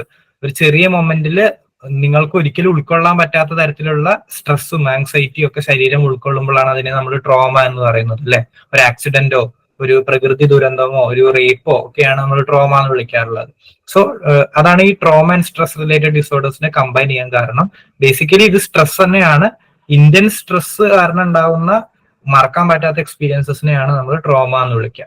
ഓക്കെ, അപ്പോ സ്ട്രെസ് എന്ന് പറയുന്നത് ഒരു മോശം കാര്യമാണോ?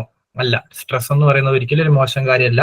നമ്മുടെ ഫിസിയോളജിക്കൽ ആയിട്ടുള്ള ഒരു റെസ്പോൺസ് ആണ് സ്ട്രെസ് എന്ന് പറയുന്നത്. സ്ട്രെസ്സിനെ കുറിച്ച് കൂടുതൽ പഠിക്കണം എന്നുള്ള ആൾക്കാർക്ക് റോബർട്ട് സെപ്പോൾസ്കി എന്ന് പറഞ്ഞിട്ടുള്ള ഒരു ബയോളജിസ്റ്റ് എഴുതിയിട്ടുള്ള why zebras don't get ulcers എന്ന് പറഞ്ഞിട്ടുള്ള ഒരു പുസ്തകമുണ്ട്. സീബ്രയ്ക്ക് എന്താണ് അൾസേഴ്സ് വരാത്തതെന്ന് പറഞ്ഞിട്ട്. അപ്പൊ അയാൾ പറയുന്നത് മനുഷ്യൻ ഇന്ന് ഫേസ് ചെയ്യുന്ന ഒരുപാട് രോഗങ്ങളുടെ കാരണം എന്ന് പറയുന്നത് സ്ട്രെസ് ആണ്. അൾസർ, ക്യാൻസർ, ആങ്സൈറ്റി തുടങ്ങിയ ഒരുപാട് ഇഷ്യൂസിന്റെ പ്രൈമറി കോസ് എന്ന് പറയുന്നത് സ്ട്രെസ് ആണെന്നാണ് ആ പുസ്തകത്തിൽ പറയുന്നത്. അപ്പൊ സ്ട്രെസ് എന്ന് പറയുന്നത് ഒരു ബാഡ് തിങ് അല്ല. ഇപ്പൊ ഞാനിങ്ങനെ റോഡിലൂടെ പോവുകയാണ്, എന്റെ മുന്നിലേക്ക് ഒരു പട്ടി വരുന്നു. അപ്പൊ ആ പട്ടി ഒരു ഡേഞ്ചർ ആണ്. അത് കാണുമ്പോൾ ഞാൻ പേടിക്കുകയാണ്. അപ്പൊ ആ പട്ടീനെ നേരിടാൻ എന്റെ ശരീരത്തെ പ്രിപ്പയർ ചെയ്യുന്ന ഫിസിയോളജിക്കൽ ആയിട്ടുള്ള റെസ്പോൺസിനെയാണ് സ്ട്രെസ് എന്ന് വിളിക്കുന്നത്. അഡ്രിനാലിൻ, നോർ അഡ്രിനാലിൻ കേട്ടിട്ടില്ലേ, കുറെ ഹോർമോണുകളൊക്കെ. HP ആക്സിസ്, സ്ട്രെസ് റിലേറ്റഡ് ആയിട്ടുള്ള കുറെ അങ്ങനെ സംഭവങ്ങളുണ്ട്. അപ്പൊ ശരീരത്തിൽ കുറെ മാറ്റങ്ങൾ വരും. ഞാൻ ഒന്നില്ലെങ്കിൽ ആ പട്ടീനെ ഫൈറ്റ് ചെയ്യാൻ റെഡിയാവും, അല്ലെങ്കിൽ ഞാൻ തിരിഞ്ഞോടാൻ റെഡിയാവും. ഓക്കെ, ആ രീതിയിലുള്ള ഒരു റെസ്പോൺസ് ആണ് സ്ട്രെസ് എന്ന് പറയുന്നത്. അപ്പൊ stress is a physiological response of the body to an external stressor. ഈ സ്ട്രെസ് ഉണ്ടാക്കുന്ന സാധനത്തെ നമ്മൾ വിളിക്കുന്ന പേരാണ് സ്ട്രെസ്സർ എന്ന്. ഓക്കെ, ഇപ്പൊ എന്താണോ സ്ട്രെസ് ഉണ്ടാക്കുന്നത് അതിനെ സ്ട്രെസ്സർ എന്ന് വിളിക്കും. ഈ ഒരു എക്സാമ്പിളിൽ ഒരു പട്ടിയാണ് എന്റെ മുന്നിൽ ചാടി, ആ പട്ടീനെ ഞാൻ സ്ട്രെസ്സർ എന്ന് വിളിക്കും. അതെന്റെ ശരീരത്തിൽ ഉണ്ടാക്കുന്ന ഫിസിയോളജിക്കൽ റെസ്പോൺസ് ആണ് സ്ട്രെസ് എന്ന് പറയുന്നത്. ഇനി മനുഷ്യരുടെ കേസിലുള്ള ഒരു പ്രത്യേകത എന്ന് പറയുന്നത് stressor can be real or imaginary. മുന്നിലുള്ള കാര്യത്തെ ആലോചിച്ചിട്ട് നമുക്ക് ടെൻഷൻ അടിക്കാം, പേടിക്കൊക്കെ ചെയ്യാം. ഇപ്പൊ പട്ടി കാണുമ്പോൾ നമുക്ക് പേടിയൊക്കെ ഫീൽ ചെയ്യുന്ന ആ ഒരു അവസ്ഥ. അല്ലെങ്കിൽ ഇമാജിനറിയും ആകാം. നിങ്ങൾക്ക് ഇതുവരെ നടക്കാത്ത കാര്യങ്ങളെ കുറിച്ച് ആലോചിച്ചിട്ട് ടെൻഷൻ അടിക്കാം അല്ലെ. നിങ്ങൾക്ക് ഭാവിയിൽ ജോലിനെ കുറിച്ച് ആലോചിച്ച് ടെൻഷൻ അടിക്കാം, നിങ്ങളുടെ അസുഖങ്ങളെ കുറിച്ച് ആലോചിച്ചിട്ട് ടെൻഷൻ അടിക്കാം, നിങ്ങളുടെ മക്കളെ കുറിച്ച് ആലോചിച്ച് ടെൻഷൻ അടിക്കാം. ഇമാജിനറി സ്ട്രെസ്സേഴ്സ് എന്ന് പറയുന്നത് മനുഷ്യന്റെ ഒരു പ്രത്യേകതയാണ്. എക്സ്റ്റേണൽ ആയിട്ട് ഫിസിക്കൽ ആയിട്ട് ഇല്ലാത്ത കാര്യങ്ങളെ കുറിച്ച് ആലോചിച്ച് വേണമെങ്കിലും നിങ്ങൾക്ക് സ്ട്രെസ് എക്സ്പീരിയൻസ് ചെയ്യാം, മനുഷ്യർക്ക് സ്ട്രെസ് എക്സ്പീരിയൻസ് ചെയ്യാം എന്നുള്ള ആ ഒരു പോയിന്റും കൂടി ജസ്റ്റ് ഒന്ന് മനസ്സിലാക്കി വെക്കാം. അപ്പൊ നോർമൽ ആയിട്ടുള്ള സ്ട്രെസ് നിങ്ങളുടെ ലൈഫിനെ എന്താ പറയാ നല്ല രീതിയിൽ ബാധിക്കുമ്പോൾ നമ്മൾ പറഞ്ഞ 4Ds നിങ്ങളുടെ ജീവിതത്തിനെ നല്ല രീതിയിൽ എഫക്ട് ചെയ്യുമ്പോൾ, നിങ്ങളുടെ ജോലിയെ, നിങ്ങളുടെ സമാധാനത്തെ, നിങ്ങളുടെ ലൈഫ് സ്റ്റൈലിനെയൊക്കെ നല്ല രീതിയിൽ എഫക്ട് ചെയ്യുമ്പോഴാണ് അതൊരു trauma and stress related disorder ആയിട്ട് മാറുന്നത് എന്നുള്ളതും കൂടി ജസ്റ്റ് ഒന്ന് മനസ്സിലാക്കി വെക്കാം. ഓക്കെ, ഇനി എത്ര ഡിസോർഡേഴ്സ് നിങ്ങൾക്ക് പഠിക്കാനുണ്ട് ചോദിച്ചാൽ 3 എണ്ണമാണ്. Adjustment disorder, acute stress disorder and PTSD, post traumatic stress disorder. അത് നമുക്ക് നെക്സ്റ്റ് ക്ലാസ്സിൽ ഇതിനെ കുറിച്ച് കൂടുതൽ നോക്കാം. അപ്പോൾ സ്ട്രെസ് എന്താണെന്നും സ്ട്രെസ് അധികം കേസസിലും നെഗറ്റീവ് അല്ലാത്തൊരു കാര്യമാണ്, നമ്മുടെ ബോഡി പ്രിപ്പയർ ചെയ്യുന്നതാണ്, ഇറ്റ്സ് ആക്ച്വലി ഗുഡ് എന്നുള്ള ഒരു കാര്യം കൂടി മനസ്സിലാക്കി വെക്കുക. അത് അമിതമായ അളവിൽ അല്ലെങ്കിൽ കൺട്രോൾ വിട്ടുപോകുമ്പോഴാണ് ഇതേപോലത്തെ ഡിസോർഡേഴ്സ് ഉണ്ടാവുന്നത് എന്നുള്ളതും കൂടി ജസ്റ്റ് ഒന്ന് മനസ്സിലാക്കി വെക്കുക. ഓക്കെ, ക്ലിയർ ആണെന്ന് വിശ്വസിക്കുന്നു. ഇനി നമുക്ക് ചോദ്യങ്ങളിലേക്ക് കിടക്കുന്നു. First question, alcohol induced amnesia is often known as. എന്താണ് ആൽക്കഹോൾ ഇൻഡ്യൂസ്ഡ് അംനീഷ്യ വിളിക്കുന്ന പേര്? യെസ്, കൊർസാക്കോഫ് സിൻഡ്രോം എന്നാണ് നമ്മൾ സെക്ഷനിൽ അതിനെ പറഞ്ഞതാണ് അല്ലെ. സോ അതിന്റെ ആൻസർ വരുന്നത് Korsakoff syndrome. Psychedelics are consciousness altering drugs that act on which of the following receptors. ഏത് റിസെപ്റ്ററിലാണ് സൈക്കഡെലിക്സ് ആക്ട് ചെയ്യുക? ആണോ സെറോട്ടോണിൻ 2A? അതെ, സെറോട്ടോണിൻ 2A റിസെപ്റ്റേഴ്സിലാണ് ആക്ട് ചെയ്യുന്നത്. ഇനി drugs synthesised from poppy plants. Poppy ചെടികളിൽ നിന്ന് സിന്തസൈസ് ചെയ്തിട്ടുള്ള ഡ്രഗ്സിനെ എന്ത് വിളിക്കും? Opium. Yes, opium. Nicotine, tobacco, cocaine, coca plant, marijuana, cannabis sativa, കഞ്ചാവ് ചെടി. ഓക്കെ, അപ്പോൾ ഇതിന്റെ ആൻസർ വരുന്നത് OP ആണ്. Multiple personality disorder is also known as, എന്താണ് അതിന്റെ മറ്റു പേര്? Yes, dissociative identity disorder, DID. DIDയുടെ പഴയ പേരാണ് മൾട്ടിപ്പിൾ പേഴ്സണാലിറ്റി ഡിസോർഡർ എന്ന് പറയുന്നത്. Okay, acute stress disorder that last for more than 30. ഇത് നിങ്ങൾക്ക് എടുത്തിട്ടില്ല, സോ ഇത് വേണ്ട, ഇതും എടുത്തിട്ടില്ല. ഓക്കെ, അപ്പൊ എത്ര ക്വസ്റ്റ്യൻസ് മതി. ഓക്കെ, ബാക്കി ഇനി എടുക്കാൻ പോകുന്ന സ്ട്രെസ് റിലേറ്റഡ് ഡിസോർഡേഴ്സിന്റെ ചോദ്യമാണ് നമുക്ക് എന്ത് ചെയ്യാം.